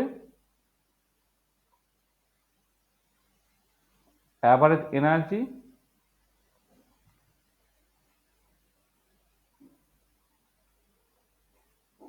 পার অসিলেটর দিয়ে, অ্যাভারেজ এনার্জি পার অসিলেটর দিয়ে। তাহলে কি হবে সেটা? এইটা হচ্ছে তোমার রো নিউ ডি নিউ, এইটা হচ্ছে তোমার এন নিউ ডি নিউ, তার সঙ্গে অ্যাভারেজ এনার্জি তোমার গুণ করতে হবে। এটা ওই একই expression 8 pi nu square by C cube d nu, কিন্তু এইটা কত হলো এখন হয়ে গেল h nu by E to the power h nu by kT minus 1। তা কি দাঁড়াচ্ছে দেখো 8 pi h nu cube by C cube d nu by E to the power h nu by kT minus 1, সেটা হলো তোমার rho nu D new. তাহলে এই যেটা বেরোলো সেটা হচ্ছে সকল planks formula for black body energy distribution. এইটা হচ্ছে planks formula for black body energy distribution. Planks formula for black body energy distribution হয়ে গেছে তোমার এটা। ঠিক আছে, তো দেখো তাহলে আগে যে এক্সপ্রেশনটা ছিল এক্সপ্রেশন থেকে একদম অন্য এক রকমের এক্সপ্রেশন এসেছে, এবং এটা হচ্ছে তোমার ইন টার্মস অফ ফ্রিকোয়েন্সি।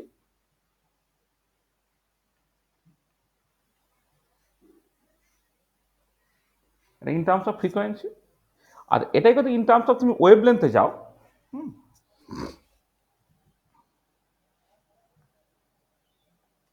সেটা হচ্ছে অ্যাজ নিউ ইকুয়াল টু কিন্তু সি বাই ল্যামডা, সেখান থেকে ডি নিউ সমান হচ্ছে minus C by lambda square D lambda হয়ে গেল। তাহলে then rho lambda D lambda যখন তুমি লিখছো 8 পাই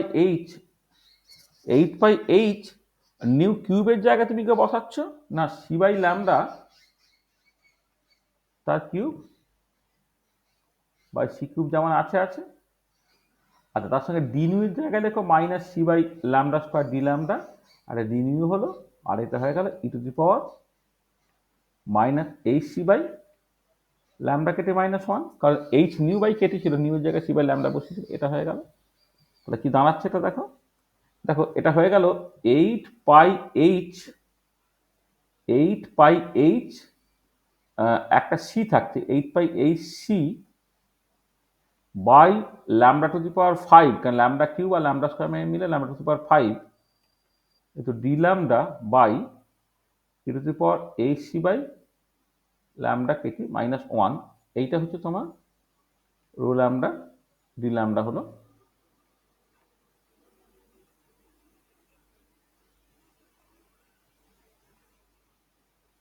হুম 8 by lambda to the power 5 d lambda by to the power by lambda kT minus one, এইটা। তাহলে এইটা যেটা বেরোচ্ছে সেটা তোমার, আর এখানে নেগেটিভ সাইনটা নেগলেক্ট করা হচ্ছে, এখানে সেটা লিখতে হবে। Negative sign is neglected as it only implies that in the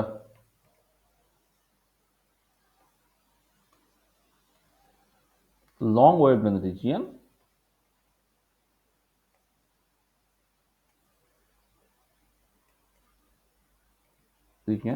rho lambda increases with decreasing lambda। তাহলে এটা হচ্ছে this is the Planck's formula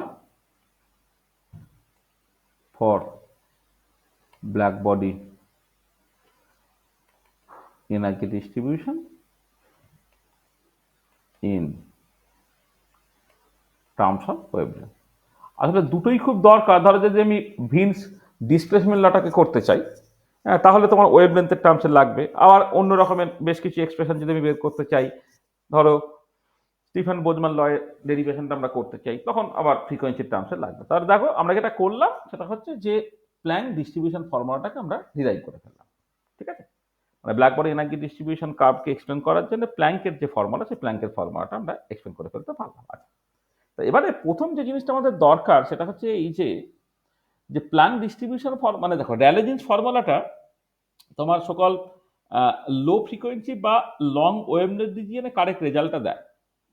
তাহলে নিশ্চয়ই প্ল্যাঙ্ক ডিস্ট্রিবিউশন ফর্মুলাটা র্যালে জিন্স ফর্মুলাতে রিডিউস করে যাবে যদি ফ্রিকোয়েন্সিটা লো হয় বা ওয়েভলেন্থটা তোমার লং হয়। তাহলে আমরা সেইটা প্রথমে করতে চাইছি। সেটা হচ্ছে যে ধরো Planck distribution formula,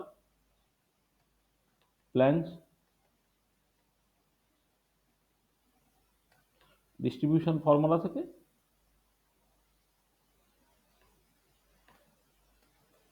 Rayleigh Jeans distribution formula,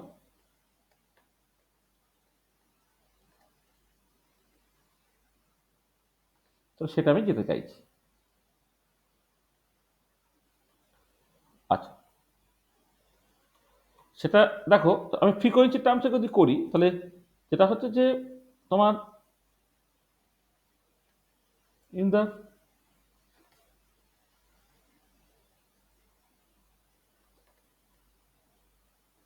লো ফ্রিকোয়েন্সি রিজিয়নে এইচ নিউ বাই কেটি, মানে এইচ নিউটা যদি ফ্রিকোয়েন্সি কম একটা মাঝ লেস দেন তোমার ওয়ান হয়ে যাবে, তাই না। মানে ফ্রিকোয়েন্সি ক্ষেত্রে খুব কম হয়ে গেছে, এইচ নিউ ভ্যালুটা কম, তাহলে এইচ নিউ বাই কেটিটা মাঝ লেস দেন ওয়ান হয়ে যাবে। তখন তুমি কি লিখতে পারো, দেখো এই যে e to the power minus h nu by kT, এটাকে তুমি লিখতে পারো approximate one minus h nu by kT, এইরকমভাবে তুমি লিখতে পারো। কারণ সরি, এটা মাইনাস নয়, এটা প্লাস।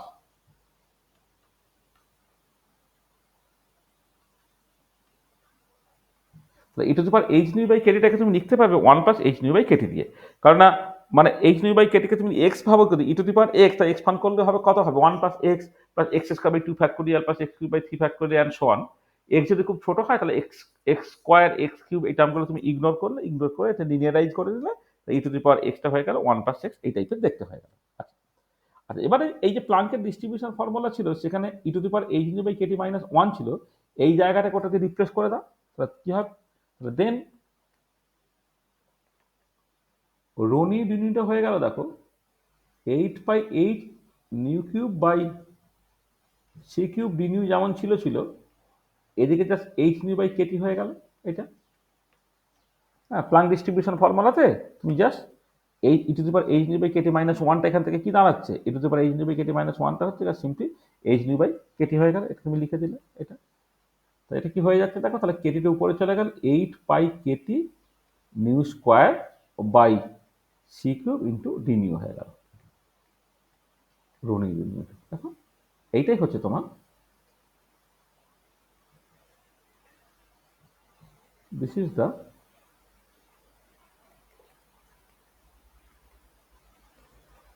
র্যালেজেন্স ফর্মুলা। র্যালেজেন্স ফর্মুলা, ঠিক আছে, হলো। ঠিক আছে, এটা তোমার র্যালেজেন্স ফর্মুলা হয়। আর এই পুরোটা আবার ওয়েভলেন্থের টার্মসও তুমি করতে পারো। তাহলে অন্যরকম ভাবে ইন টার্মস অফ ওয়েভলেন্থ যদি তুমি করো,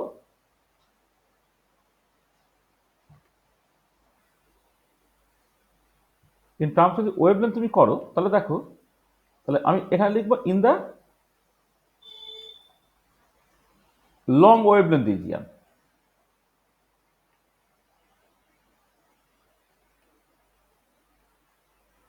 তখন এইচসি বাই ল্যামডা কেটি, এইটা যখন লং ল্যামডা, যখন মাঝ ল্যামডাটা যখন খুব বড় হয়ে যাবে, তখন এইচসি বাই ল্যামডা কেটে সেটা মাঝ লেস দেন 1 হয়ে যাবে। তখন কি হবে, then e to the power h c by lambda kT, এইটাকে তুমি লিখতে পারবে 1 plus h c by lambda kT, এটা দিয়ে। তাহলে তখন কি দাঁড়াবে, দেন দেখো এই যে রো ল্যামডা ডি ল্যামডা, এটা 8 pi h c by lambda to the power 5 ছিল, ডি ল্যামডা ছিল, এইটা হয়ে গেল just h c by lambda kT, এইটুকু পার্ট হয়ে গেল। এটা মানে যে এতে প্ল্যাঙ্ক ডিস্ট্রিবিউশন ফর্মুলাটা যেটা ইন টার্মস অফ ওয়েভলেন্থ ছিল, e to the power h c by lambda kT minus 1টাকে তুমি জাস্ট এখান থেকে বসিয়ে দিতে পারো এইচসি বাই ল্যামডা কেটি। দেখো কি হচ্ছে এখন, না রো ল্যামডা ডি ল্যামডাটা এখন হয়ে যাচ্ছে 8 পাই কেটি বাই, দেখো lambda to the power 4 into D lambda, এটা তোমার দাঁড়িয়ে গেল। তার মানে এটা র্যালেজেন্স ফর্মুলাটা তুমি পৌঁছে গেল।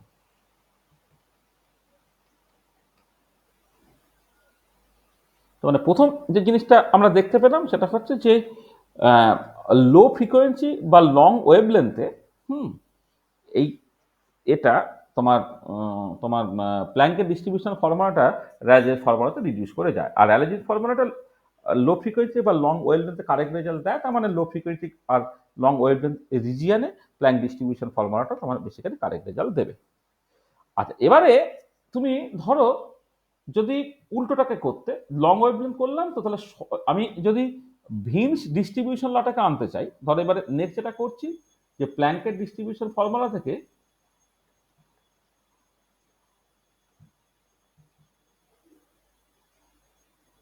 প্ল্যাঙ্ক ডিস্ট্রিবিউশন ফর্মুলা থেকে আমি ধরো তোমার ভিন্স ডিস্ট্রিবিউশন ফর্মুলা থেকে পৌঁছাতে চাইছি। তারপরে সেইখান থেকে আমি ভিন্স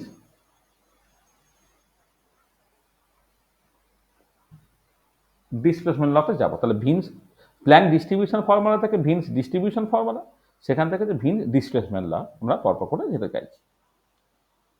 আচ্ছা দেখো, এই যে প্ল্যাঙ্কের ডিস্ট্রিবিউশন ফর্মুলাটা থেকে এইটা যেতে গেলে তোমাকে যেটা করতে হবে, তোমার ধরো আমি ওয়েভলেন্থের টার্মসেই করি, ফ্রিকোয়েন্সির টার্মসে আর করছি না, একদম ওয়েভলেন্থের টার্মসেই করছি। তাহলে আমরা আগের দিনে যখন ভিন্স ডিস্ট্রিবিউশন লটাকে বলেছিলাম, তখন দেখবে ভালো করে উল্লেখ করে দিয়েছিলাম, সেটা হচ্ছে যে যদি হাই ফ্রিকোয়েন্সি বা শর্টার ওয়েভলেন্থ হয়, তখন ভিন্স ডিস্ট্রিবিউশন ফর্মুলা ব্ল্যাকবোর্ডে এনাকে ডিস্ট্রিবিউশন কার্ভটাকে কারেক্টলি এক্সপ্লেন করতে পারে। আর লো ফ্রিকোয়েন্সি এবং লং ওয়েভলেন্থ রিজিয়নে কিন্তু ভিন্স ডিস্ট্রিবিউশন লাইন কিছুটা লিমিটেশন আছে, সেটা আমরা দেখেছিলাম। সেই জন্য প্ল্যাঙ্ক ডিস্ট্রিবিউশন ফর্মুলা যখন ভিন্স ডিস্ট্রিবিউশন ফর্মুলাতে আমি রিডিউস করব, তখন সার্টেনলি হচ্ছে আমি এটাকে হাই ফ্রিকোয়েন্সি বা শর্টার ওয়েভলেন্থ রিজিয়নে করব। এবারে ভিন ডিসপ্লেসমেন্ট লটা যেহেতু তোমার টি ল্যামডা ম্যাক্স মানে ওয়েভলেন্থের টার্মসে আছে, এই জন্য আমি পুরোটাকে ওয়েভলেন্থের টার্মসে করছি। তাহলে in the short wavelength region, in the short wavelength region, দেখো আগেরটা ছিল লং ওয়েভলেন্থ রিজিয়ন, এটা ছিল তোমার লং ওয়েভলেন্থ রিজিয়ন, এটা হচ্ছে শর্ট ওয়েভলেন্থ রিজিয়ন। সেটা কি হবে, দেখো এই এইচসি বাই ল্যামডা কেটিটা তখন মাঝ গ্রেটার দেন 1 হয়ে যাবে, then e to the power h c by lambda kT minus 1, এটা তুমি approximately e to the power h c by lambda kT এটা তুমি লিখতে পারবে। ঠিক আছে, এটা। আর একটা জিনিস আমি বলতে মিস করে গেছি, সেটা হচ্ছে যে এই যে তোমার ফ্রিকোয়েন্সির টার্মসে যখন তুমি এক্সপ্রেশনটাকে লিখেছো, দেখো এটা কেমন দেখতে হয়ে গেছে, দেখো a nu cube by E to the power B nu by T minus 1 d nu, এরকম দেখো দেখতে হয়ে গেছে, যেখানে এটা হচ্ছে তোমার 8πh/c³ আর বিটা হচ্ছে তোমার বেসিক্যালি h/k। এইটা দেখো, এই যে মানে অক্টোবর মাসে যে প্ল্যাঙ্কের ডিস্ট্রিবিউশন ফর্মুলাটাকে বলা হয়েছিল, সেইটা যে তিনি ডিরাইভ করতে পেরেছেন, দেখো এই ফর্মে কিন্তু অটোমেটিক্যালি চলে এসেছে। 8πh/c³ তুমি এ ধরো, উপরটা এ নিউ কিউ হয়ে গেল, d nu by E to the power B nu by t এরকম ছিল। তাহলে এটা আমি কি বি নিউ বাই টি না বি নিউ শুধু লিখেছিলাম, দেখি এক সেকেন্ড। হ্যাঁ, বি নিউ বাই টি, তাহলে বিটা হয়ে গেল কত দেখো তোমার বেসিক্যালি h/k। এই যে বিটা হচ্ছে h/k, এটা মাথায় রাখবে একটুখানি, জানবে। আচ্ছা, এবারে চলে এসো, তাহলে ই টু দি পাওয়ার hc/λ কে যেটা মাঝ গ্রেটার দ্যান 1 হয়ে যাবে, সেই জন্য তুমি এটাকে approximately e to the power hc/λ কে এটা তুমি লিখতে পারছো। তাহলে দেন কি দাঁড়াবে, দেন রো ল্যামডা ডি ল্যামডাটা কি হয়ে যাচ্ছে না 8πhc/λ⁵ ডি ল্যামডা, নিচে just E to the power hc/λ কেটে শুধু এইটুকু পার্ট থাকবে, -1টা বাদ চলে গেল। অথবা তুমি এটাকে লিখতে পারো রো ল্যামডা ডি ল্যামডাটা হয়ে যাচ্ছে 8πhc/λ⁵ into e to the power -hc/λ into D lambda. দেখো এই ফর্মে দাঁড়িয়ে গেল। আচ্ছা, এইটাকে তুমি জাস্ট লিখতে পারো রো ল্যামডা ডি ল্যামডাটাকে, দেখো তোমার a/λ⁵ into e to the power -b/λt d lambda এরকম ভাবে লিখতে পারছো। This is the Wien's distribution law, যেখানে এটা হচ্ছে 8πhc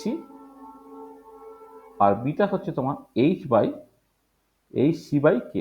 এইটা এইটা এইটা তাহলে এ আর বি যদি সেই মতো সুই টেবিলে তুমি রিপ্লেস করো, তাহলে দেখো তোমার এই রো ল্যামডা ডি ল্যামডা হচ্ছে a/λ⁵ E to the power -b/λ A to the power -b/λ into D lambda হয়ে যায়, যেটা হচ্ছে ভিন্স ডিস্ট্রিবিউশন ল। আচ্ছা, এবারে দেখো এখান থেকে যে এই যে তোমার রো ল্যামডাটা যেহেতু 8πhc/λ⁵ E to the power -b/λt এইটা, তাহলে এইটা যদি তুমি del rho lambda by del lambda করো, এখানে আমাদের 8πhc যেমন আছে, 8πhc যেমন আছে, -5/λ⁶ ই টু দি পাওয়ার -b/λt হলো, plus 1/λ⁵ -b/λ² t e to the power -b/λt হলো। এই ডেরিভেটিভটা করে জিরো করলে এখান থেকে দাঁড়াচ্ছে দেখো 1/λ⁶ e to the power -b/λt তুমি কমন নাও, তাহলে হয়ে যাচ্ছে কত -5 প্লাস hc/ ও এটা এটা সরি এক সেকেন্ড,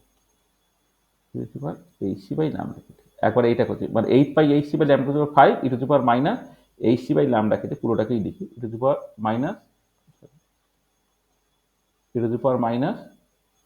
-hc/λ কেটে এইভাবেই লিখি। তাহলে এটা হচ্ছে 8πhcটা যেমন আছে -5/λ⁶ ই টু দি পাওয়ার b দিয়ে লিখছি না, একদম পুরোপুরি লিখি।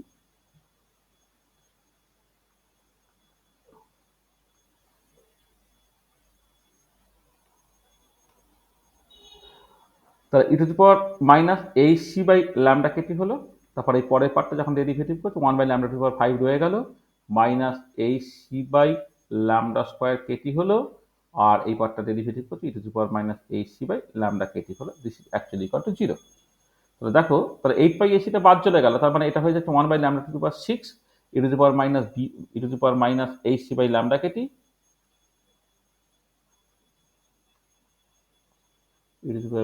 -hc/λ এটা হয়ে গেল -5 প্লাস এখানে দেখো hc/λ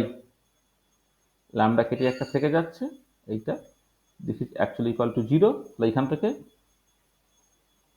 আইদার 1/λ⁶ ইকুয়াল টু 0, অর্থাৎ λ tends to infinity, or e to the power -hc/λ equal to 0, সেখান থেকে λ equal to 0, or -5 plus hc by lambda কে ইকুয়াল টু 0, সেখান থেকে দেখো তোমার সকল টি ইন্টু ল্যামডা সেটা হয়ে যাচ্ছে 1/5 hc বাই কে, এবং এইটাই হচ্ছে তোমার lambda max, t into lambda max equal to 1/5 hc by k হয়ে যাচ্ছে এইটা।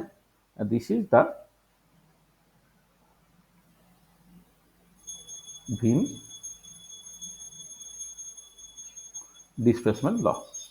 তাহলে ভিনস মানে প্ল্যাঙ্ক ডিস্ট্রিবিউশন ফর্মুলা থেকে ভিনস ডিস্ট্রিবিউশন ফর্মুলা তুমি নিয়ে এলে এখানে, এবং সেই ভিন ডিস্ট্রিবিউশন ফর্মুলা থেকে ভিন ডিসপ্লেসমেন্ট লটাকে নিয়ে চলে এলে আর কি। তাহলে এখানে দেখো একটা জিনিস, যে যদি তুমি এটাকে জাস্ট এইচসি বাই কে এইটা তার ভ্যালুটা তুমি বের করো, এটা 6.626 into 10⁻⁻34 joule second, speed of light হচ্ছে 3 ইন্টু 10⁸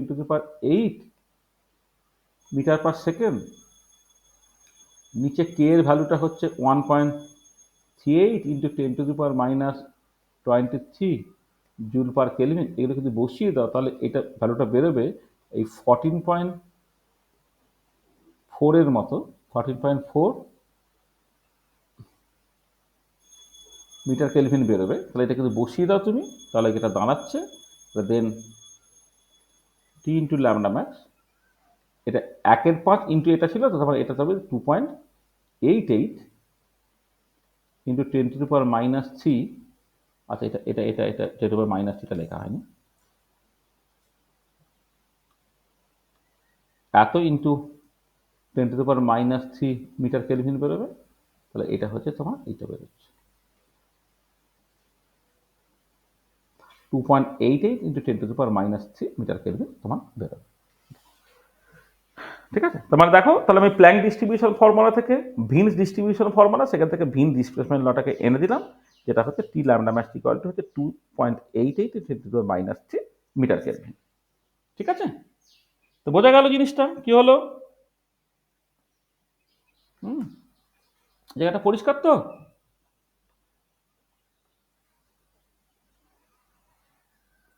স্যার হ্যাঁ বলো।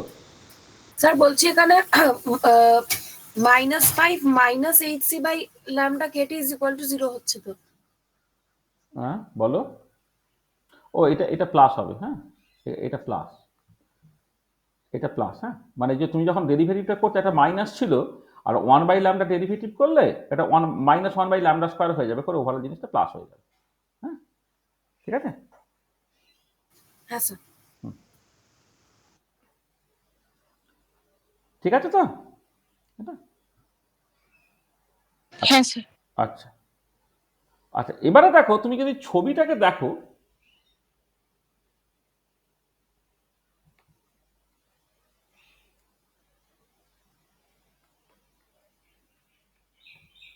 রো নিউ ভার্সেস নিউ তুমি প্লট করছো, তার একটা কোনো গিভেন টেম্পারেচার থেকে ফিক্স থেকে। তো দেখো তাহলে যেটা হচ্ছে যে লো ফ্রিকোয়েন্সি রিজিয়ানে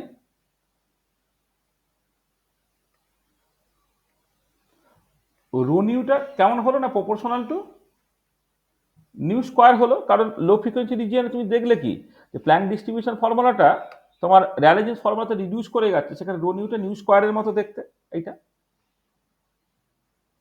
আচ্ছা এবার হাই ফ্রিকোয়েন্সি রিজিয়ানে কি হচ্ছে,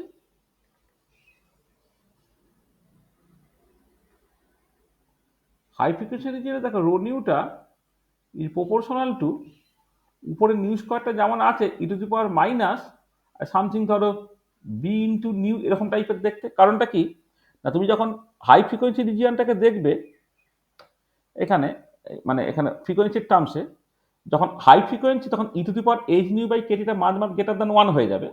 তো e⁻h⁻ কিন্তু মাঝ গ্রেটার দ্যান 1 হয়ে গেছে, 1টাকে বাদ দিয়ে দাও, করে এটা উপরে তুলে দাও, সেটা দাঁড়াবে নিউ কিউব e⁻⁻b নিউ, এরকম টাইপের দেখতে। নিউ স্কোয়ার নয়, এটা বি নিউ, এটা নিউ কিউবের মতো। হাই ফ্রিকোয়েন্সি রিজিয়ানে ওটা দেখতে হচ্ছে এরকম টাইপের দেখতে হচ্ছে এইটা।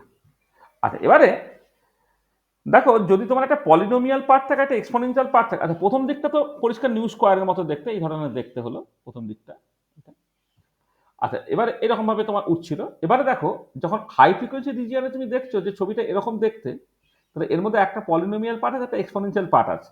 ঠিক আছে, তার পলিনোমিয়াল পার্টটা ডমিনেট করে যখন নিউটা হচ্ছে ছোট, আর পলিনোমিয়াল পার্টটা ডমিনেট করে যখন নিউটা হচ্ছে তোমার বড়। তুমি দেখবে ম্যাক্সওয়েল স্পিড ডিস্ট্রিবিউশন থেকে শুরু করে অনেক জায়গাতে এরকম ধরনের সিচুয়েশন পাবে, যখন একটা পলিনোমিয়াল পার্ট থাকবে একটা এক্সপোনেনশিয়াল পার্ট থাকবে, তখন তোমার পলিনোমিয়াল পার্টটা ডমিনেট করবে যখন সকল এক্সটা ছোট, আর এক্সপোনেনশিয়াল পার্টটা ডমিনেট করবে যখন এক্সটা হচ্ছে বেশ বড়। তার মানে আমি তো এখানে হাই ফ্রিকোয়েন্সি রিজিয়ন বলছি, মানে তো ফ্রিকোয়েন্সিটা অলরেডি বড়, তাহলে ফ্রিকোয়েন্সি অলরেডি বড় বলে কি হবে, এক্সপোনেনশিয়াল পার্টটা ডমিনেট করবে। আর এক্সপোনেনশিয়াল পার্টটা কি বলছে, এক্সপোনেনশিয়াল পার্টটা বলছে ওটা দেখো এক্সপোনেনশিয়াল তোমার ডিকে করা, তাহলে লো ফ্রিকোয়েন্সি রিজিয়ন ওটা নিউ স্কোয়ারের মতো, হাই ফ্রিকোয়েন্সি রিজিয়ন ওটা এক্সপোনেনশিয়াল ডিকে করার মতো। তাহলে ওভারঅল ছবিটা কেমন হবে, এটা গিয়ে একটা ম্যাক্সিমামে গিয়ে তারপর সেটা তোমার বেসিক্যালি ডিকে করলো এই ধরনের। ঠিক আছে, তাহলে এই যে ম্যাক্সওয়েল মানে আচ্ছা সরি,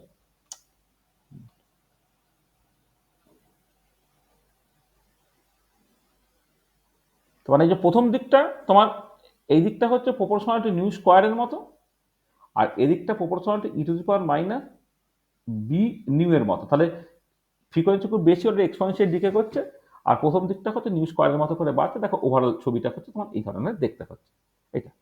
সিমিলার সিচুয়েশন হচ্ছে ওয়েভলেন্থের টার্মসেও তুমি দেখবে। তাহলে কিন্তু ওয়েভলেন্থের টার্মসে দেখো, তাহলে হচ্ছে লং ওয়েভলেন্থ রিজিয়ন যদি দেখো, লং ওয়েভলেন্থ রিজিয়নে রো ল্যামডাটা তোমার প্রপোর্শনাল টু 1/λ⁴ এর মতো, আর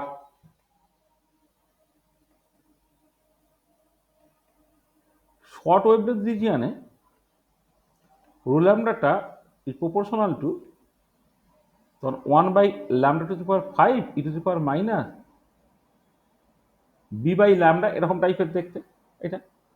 তাহলে দেখো, তাহলে এর যখন তুমি ছবি আঁকবে, তাহলে লং ওয়েভলেন্থ রিজিয়ন যখন 1/λ⁴, মানে কি ল্যামডা যখন খুব বড় তখন সেটা জিরোর কাছাকাছি, ল্যামডা যখন আস্তে আস্তে কমছে জিনিসটা তোমার বাড়ছে, ভাবে বাড়ছে। আর এবারে যখন তোমার ল্যামডা শর্ট হয়ে গেল, তখন দেখো আবার একই রকম ভাবে যদি 1/λটাকে তুমি এক্স ভাবো, তাহলে এটা হচ্ছে x⁵ এর মতো দেখতে, এটা e⁻βx এর মতো দেখতে।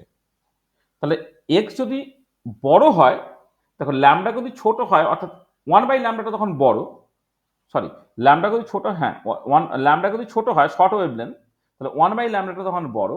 তো 1/λ যদি বড় হয়ে যায়, তাহলে সার্টেনলি এক্সপোনেনশিয়াল পার্টটা ডমিনেট করবে। এবং এক্সপোনেনশিয়াল পার্ট পরিষ্কার বলে দিচ্ছে, দেখো যে ল্যামডা যখন তোমার জাস্ট সিম্পলি জিরোর কাছাকাছি হয়ে যাবে, ওটা তোমার -∞, মানে e⁻0 মতো দেখতে হয়ে যাবে।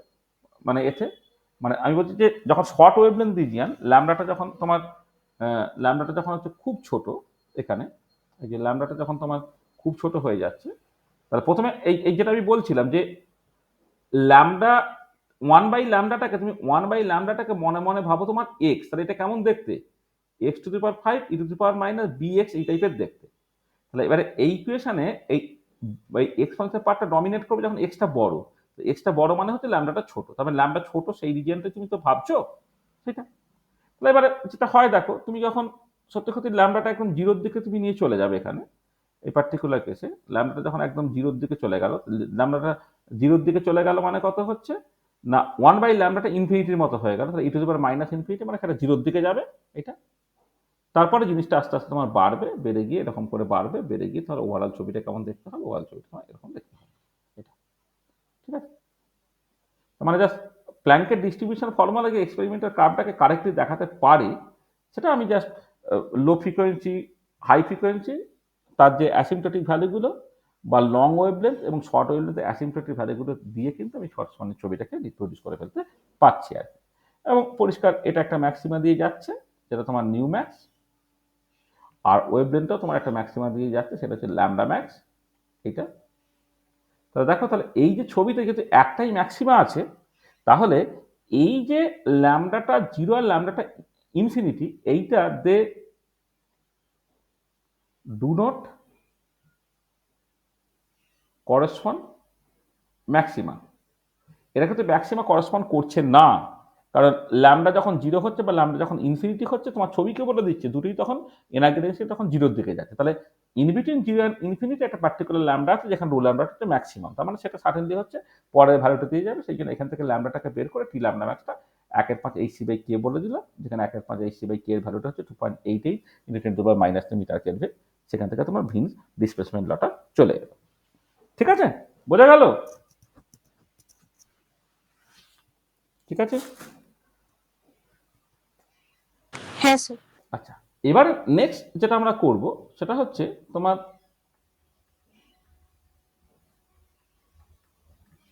প্ল্যাঙ্ক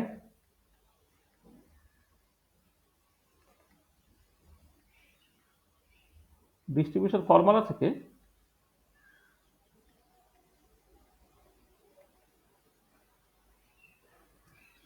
স্টিফেন বোলম্যান লটাকে আমরা আনার চেষ্টা করছি। প্ল্যাঙ্ক ডিস্ট্রিবিউশন ফর্মুলা থেকে তোমার স্টিফেন বোলম্যান লটা কেমন করে আসছে তখন দেখে নিতে চাইছি। তো দেখো, তাহলে প্রথমে কিন্তু আমি টোটাল এনার্জি ডেন্সিটিটাকে একবার ক্যালকুলেট করে নিই।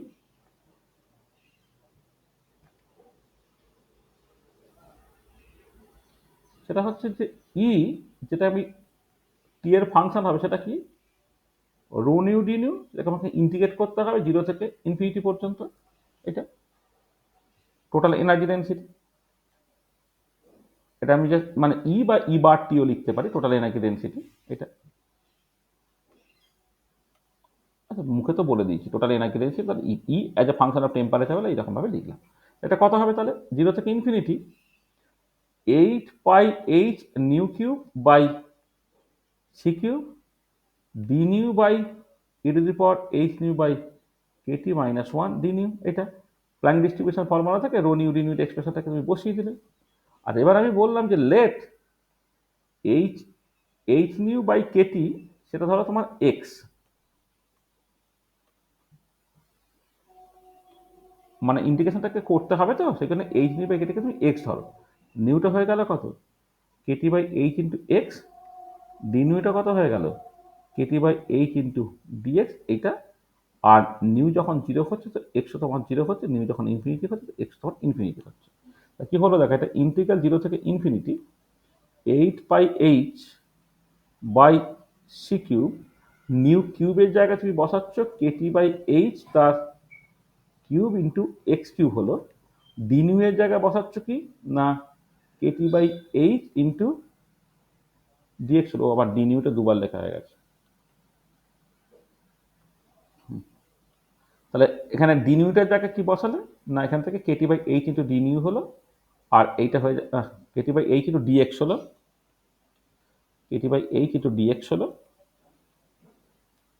আর এটা হয়ে গেল e⁻x-1। তাহলে কি হলো দেখো তোমার 8πh by C cube kt by h whole to the power 4 তোমার বাইরে চলে এলো, পড়ে রইল ইন্টিগ্রাল 0 থেকে infinity x cube by e⁻x-1 dx. এটা আচ্ছা, এইটা একটা স্ট্যান্ডার্ড ইন্টিগ্রেশন, যে ইন্টিগ্রেশনে আমি একদম ভ্যালুটা বসিয়ে দিচ্ছি k⁴ t⁴ বাই 8⁴, আর এইটা হচ্ছে π⁴/15। ঠিক আছে, তাহলে 1 সেকেন্ড ধরছো।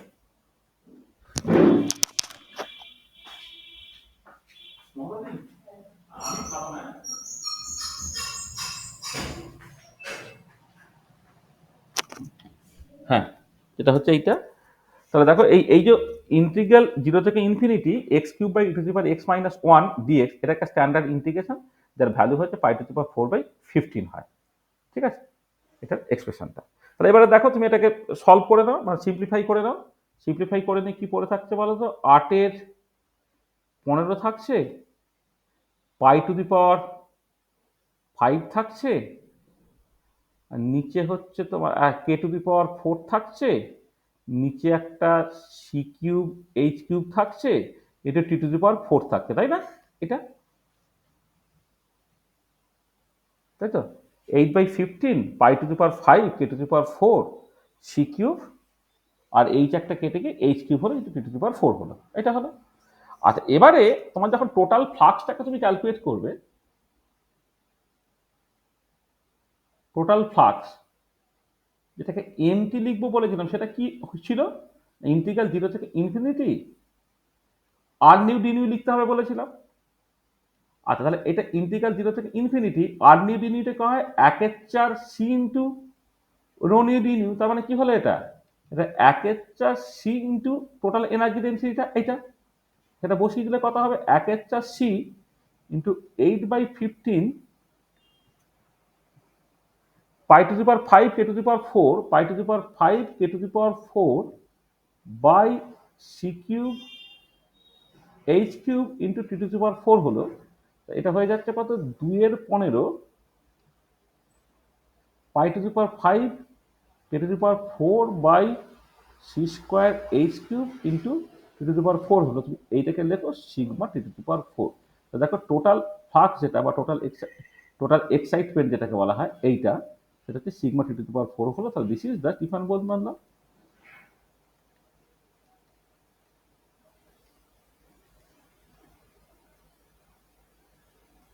This is the Stefan Boltzmann law. M T হচ্ছে sigma T to the power 4, this is the তোমার স্টিফান বোলজম্যান ল। আচ্ছা, যেখানে সিগমাটা হচ্ছে তোমার 2/15 pi to the power 5 k to the power 4 divided by c square h cube. এবার তুমি চাইলে তাদের এক্সপ্রেশনগুলো সব বসাও। 1.38 into 10 to the power -23 joule per kelvin, তার পাওয়ার তুমি 4 করে দাও। আর নিচে হচ্ছে তোমার সি স্কোয়ার মানে 3 into 10 to the power 8 metre per second, তার পাওয়ার তার স্কোয়ার করে দাও।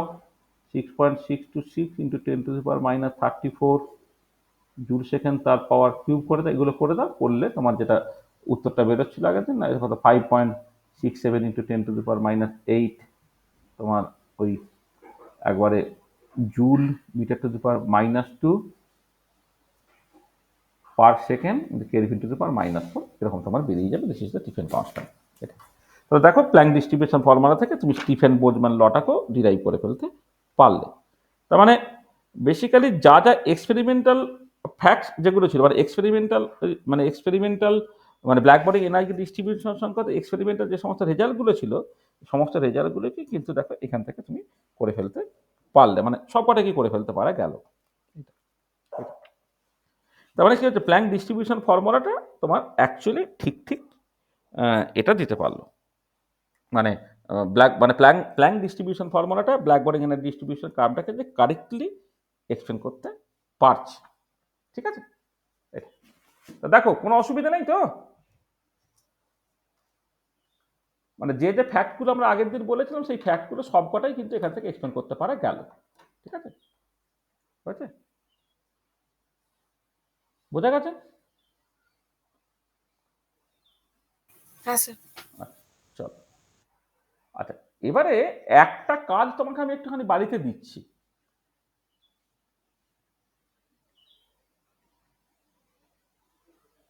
হোমওয়ার্ক, সেটা হচ্ছে দেখো যে যখন আমরা এই মানে মানে প্ল্যাঙ্ক ডিস্ট্রিবিউশন ফর্মুলা থেকে স্টার্ট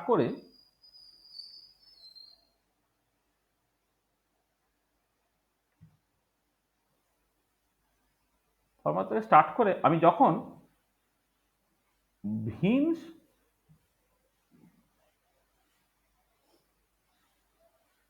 ডিসপ্লেসমেন্টটাকে নিয়ে এলাম, তখন কি করলাম? একটা বাঁকা পথ দিয়ে এলাম। এইখান থেকে প্রথমে ভিন ডিস্ট্রিবিউশন লতে এলাম, তারপরে সেইখান থেকে তোমার ভিন ডিসপ্লেসমেন্ট লতে কেটে গেলাম। তাহলে এই প্ল্যাঙ্ক ডিস্ট্রিবিউশন ফর্মুলা থেকে ভিন্স ডিস্ট্রিবিউশন লতে গিয়ে তারপর আমি ভিন ডিসপ্লেসমেন্ট লতে গেলাম। তাহলে এইখানে একটা অ্যাপ্রক্সিমেশন আছে। অ্যাপ্রক্সিমেশনটা কি না, তোমার হচ্ছে তোমার শর্ট ওয়েভলেন্থ। এই শর্ট ওয়েভলেন্থ এটা ধরে নিয়ে তুমি বেসিক্যালি এই জায়গাতে গেছো। আচ্ছা, এবারে আমি এই সরাসরি এখান থেকে এখানে যেতে পারতাম উইদাউট এনি অ্যাপ্রক্সিমেশন। কোনো অ্যাপ্রক্সিমেশন না করে কিন্তু আমি এখান থেকে এখানে যেতে পারি। তার মানে বেসিক্যালি আমি যেটা বলতে চাইছি সেটা হচ্ছে এই যে যদি কোনো অ্যাপ্রক্সিমেশন না করো, তাহলে রো ল্যামডাটা কত হবে না 8 c by lambda to the power 5 into 1 by e to the power h c by lambda kt minus 1। আমি কি করেছিলাম যে e⁻h কেটে -1 এই 1টাকে বাদ দিয়ে তো করেছি এটা। তাহলে উইদাউট এনি অ্যাপ্রক্সিমেশন মানে তুমি স্টার্ট করো এখান থেকে, স্টার্ট ফ্রম এইটা, এবারে তুমি del rho lambda by del lambda করে তুমি 0 করো, করে সেইখান থেকে তুমি ল্যামডা ম্যাক্সটা বা টি ল্যামডা ম্যাক্সটা তোমার কত হয় তুমি বের করো। তো এই যে কাজটা তোমাকে ধরো আমি দিচ্ছি এটা, তো সাডেনলি বুঝতে পারবে যে এই 1টাকে বাদ দিলে যত সহজে তুমি কাজটাকে করতে পারছো, 1টাকে ইনক্লুড করলে কিন্তু দেখবে বেশ কঠিন হয়ে যাবে জিনিসটা। ঠিক আছে, এটা তবু তোমাকে আমি এটা হোমওয়ার্ক হিসেবে দিচ্ছি, তুমি এটা জাস্ট চেষ্টা করবে। ঠিক আছে, এটা একটা হোমওয়ার্ক দিয়ে রাখলাম। আর একটা তোমাকে হোমওয়ার্ক দিয়ে রাখলাম, এটা ধরো হোমওয়ার্ক 1, আর একটা হোমওয়ার্ক 2। সেটা হচ্ছে যে যেটা আমরা এখানে মানে খুব করে ব্যবহার করে এসেছি, যে যে ফাইন্ড দ্য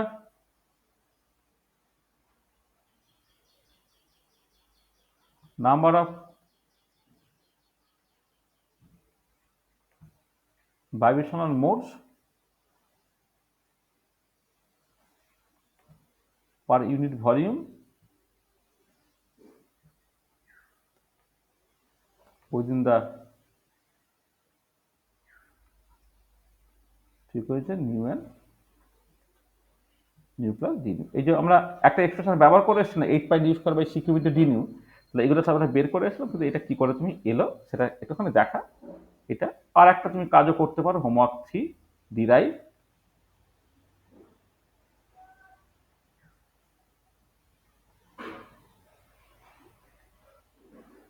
স্টিফান বোলজম্যান ল।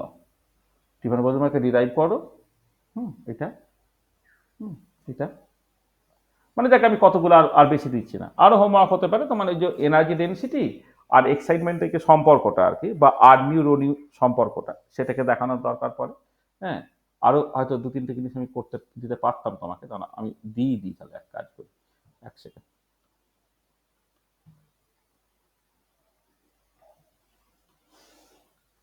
তাহলে আর একটা হোমওয়ার্ক তুমি করবে, সেটা হচ্ছে কি, সো দ্যাট তোমার আর নিউ ডিনিউ হচ্ছে 1/4 সি ইন্টু রোনি ডিনিউ। এটা তোমাকে জাস্ট দেখাতে বলছি হোমওয়ার্ক হিসেবে, এটা অ্যাডিশনাল হোমওয়ার্ক একটা তোমাকে দেওয়া হলো আর। তাহলে এই কাজগুলো একটুখানি আমি করতে দিলাম তোমাদেরকে। আরেকটা হোমওয়ার্ক দিতে পারি আর কি, হ্যাঁ, find average energy considering the expression epsilon এনটা হচ্ছে n plus half h nu with n equal to তোমার 0, 1, 2, 3। মানে অ্যাকচুয়ালি মানে প্ল্যাঙ্ক ধরে নিয়েছিলেন যে অসিলেটরগুলোর এনার্জিটা হচ্ছে epsilon n equal two NH new, কিন্তু পরবর্তীকালে যখন এক্সাক্ট কোয়ান্টাম মেকানিক্স হবে, এক্সাক্ট কোয়ান্টাম মেকানিক্সে তুমি যেটা দেখতে পাবে যে অ্যাকচুয়ালি এনার্জি এক্সপ্রেশনটা হচ্ছে n plus half h new, একটা হাফ পার্ট অ্যাডিশনালি থাকে আর। তাহলে সেটা যদি থাকে তার মতো করে তুমি জাস্ট এটাকে করে দেখবে। ঠিক আছে, তাহলে এই কতগুলো কাজ তোমাকে দিলাম। ঠিক আছে, তুমি একটুখানি কাজগুলোকে একটুখানি চেষ্টা করে দেখবে। হয়তো কিছুটা পারবে, কিছুটা পারবে না, কিন্তু চেষ্টাটা করবে। ঠিক আছে, চেষ্টাটাকে করলে আমি পরের দিন কথা বললে বুঝতে পারবে তুমি চেষ্টাটাকে করেছো, তখন না হেল্প করে দেওয়া হবে, বা কোথায় কিরকম ভাবে পাওয়া যাবে সেসব নিয়ে কথাবার্তা না বলে। তাহলে এই হচ্ছে আজকে যে জিনিসটা আমরা পড়াতে চেয়েছিলাম। তাহলে আমরা ব্ল্যাক বডি এনার্জি ডিস্ট্রিবিউশন এখানে শেষ করব। নেক্সট ক্লাসে আমরা নেক্সট ইম্পর্টেন্ট টপিকটা মানে আমরা তো শুরুই করেছিলাম এইরকম ভাবে, 19 শতাব্দীর শেষ দিকের দিকে মানুষ কতগুলো ঘটনা দেখলো, যে ঘটনাগুলোকে সকল ক্লাসিক্যাল ফিজিক্স এক্সপ্লেন করতে পারা যাচ্ছে না। সেই ঘটনাগুলোর মধ্যে প্রথম ঘটনাটা ছিল ব্ল্যাক বডি এনার্জি ডিস্ট্রিবিউশন, পরের ঘটনাটা হচ্ছে ফটো ইলেকট্রিক এফেক্ট। তো আমরা নেক্সট ক্লাসে এই ফটো ইলেকট্রিক এফেক্ট নিয়ে অ্যাকচুয়ালি আলোচনাটাকে করবো। ঠিক আছে, আজকে এই পর্যন্তই থাক। বলো, এন্ড অফ লেকচার 3। ঠিক আছে, তো বলো, কারো কোনো অসুবিধা আছে?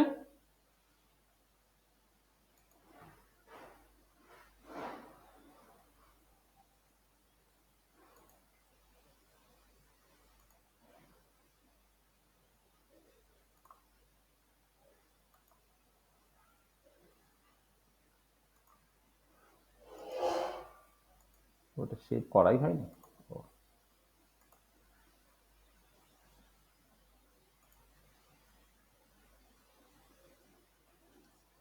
তোমার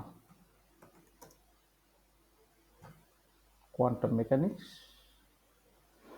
2004 লেকচার তোমার 3।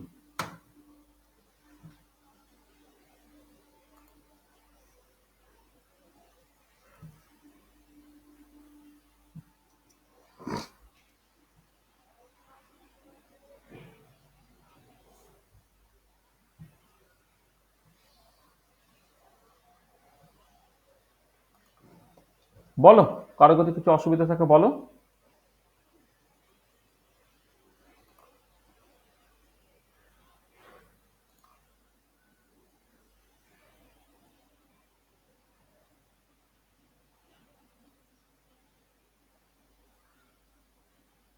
তো হয়ে যাচ্ছে, বলো।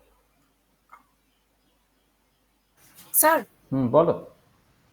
স্যার আমরা আজকে ওই ডিজেনারেসিতে G0 is equal two GI is equal two 1 ধরেছি। হ্যাঁ, স্যার ওখানে মানে এটা কেন? ও এটা না, মানে G0 মানে এগুলো হচ্ছে যে গ্রাউন্ড স্টেট এবং এক্সাইটেড থেকে ডিজেনারেসিটা এখানে বলা হয়েছে। এবারে আমরা কোয়ান্টাম মেকানিক্স যখন আমরা পড়ে ফেলবো তখন তুমি দেখবে যে যে কোনো ওয়ান ডাইমেনশনাল প্রবলেমে কখনো ডিজেনারেসি থাকতে পারে না। মানে এখানে তো লিনিয়ার সিম্পল হারমোনিক অসিলেটর নিয়েছি। লিনিয়ার সিম্পল হারমোনিক অসিলেটর মানে ওয়ান ডাইমেনশনাল প্রবলেম। এই particle in one dimensional box বা লিনিয়ার সিম্পল হারমোনিক অসিলেটর, এগুলো সব ওয়ান ডাইমেনশনাল প্রবলেমে কখনো ডিজেনারেসি থাকে না। একটা থিওরেম আছে যাকে বলে নন ডিজেনারেসি থিওরেম। যে নন ডিজেনারেসি থিওরেম থেকে এটা প্রুভ করতে পারা যায় যে ওয়ান ডাইমেনশনাল প্রবলেমে কখনো কোনো ডিজেনারেসি থাকে না। মানে কোনো একটা পার্টিকুলার এনার্জিতে একটাই কোয়ান্টাম স্টেট থাকবে। আচ্ছা স্যার। আমরা কোয়ান্টাম মেকানিক্স তো যখন পড়বো দেখবে তখন দেখতে পাবে যে এই ধরনের থিওরেম আমরা প্রুফও করছি। ঠিক আছে? আচ্ছা, হ্যাঁ স্যার। ঠিক আছে, তাহলে আজকে এখানে রেখে দিচ্ছি। Thank you sir. হ্যাঁ, ঠিক আছে। Thank you sir. Thank you.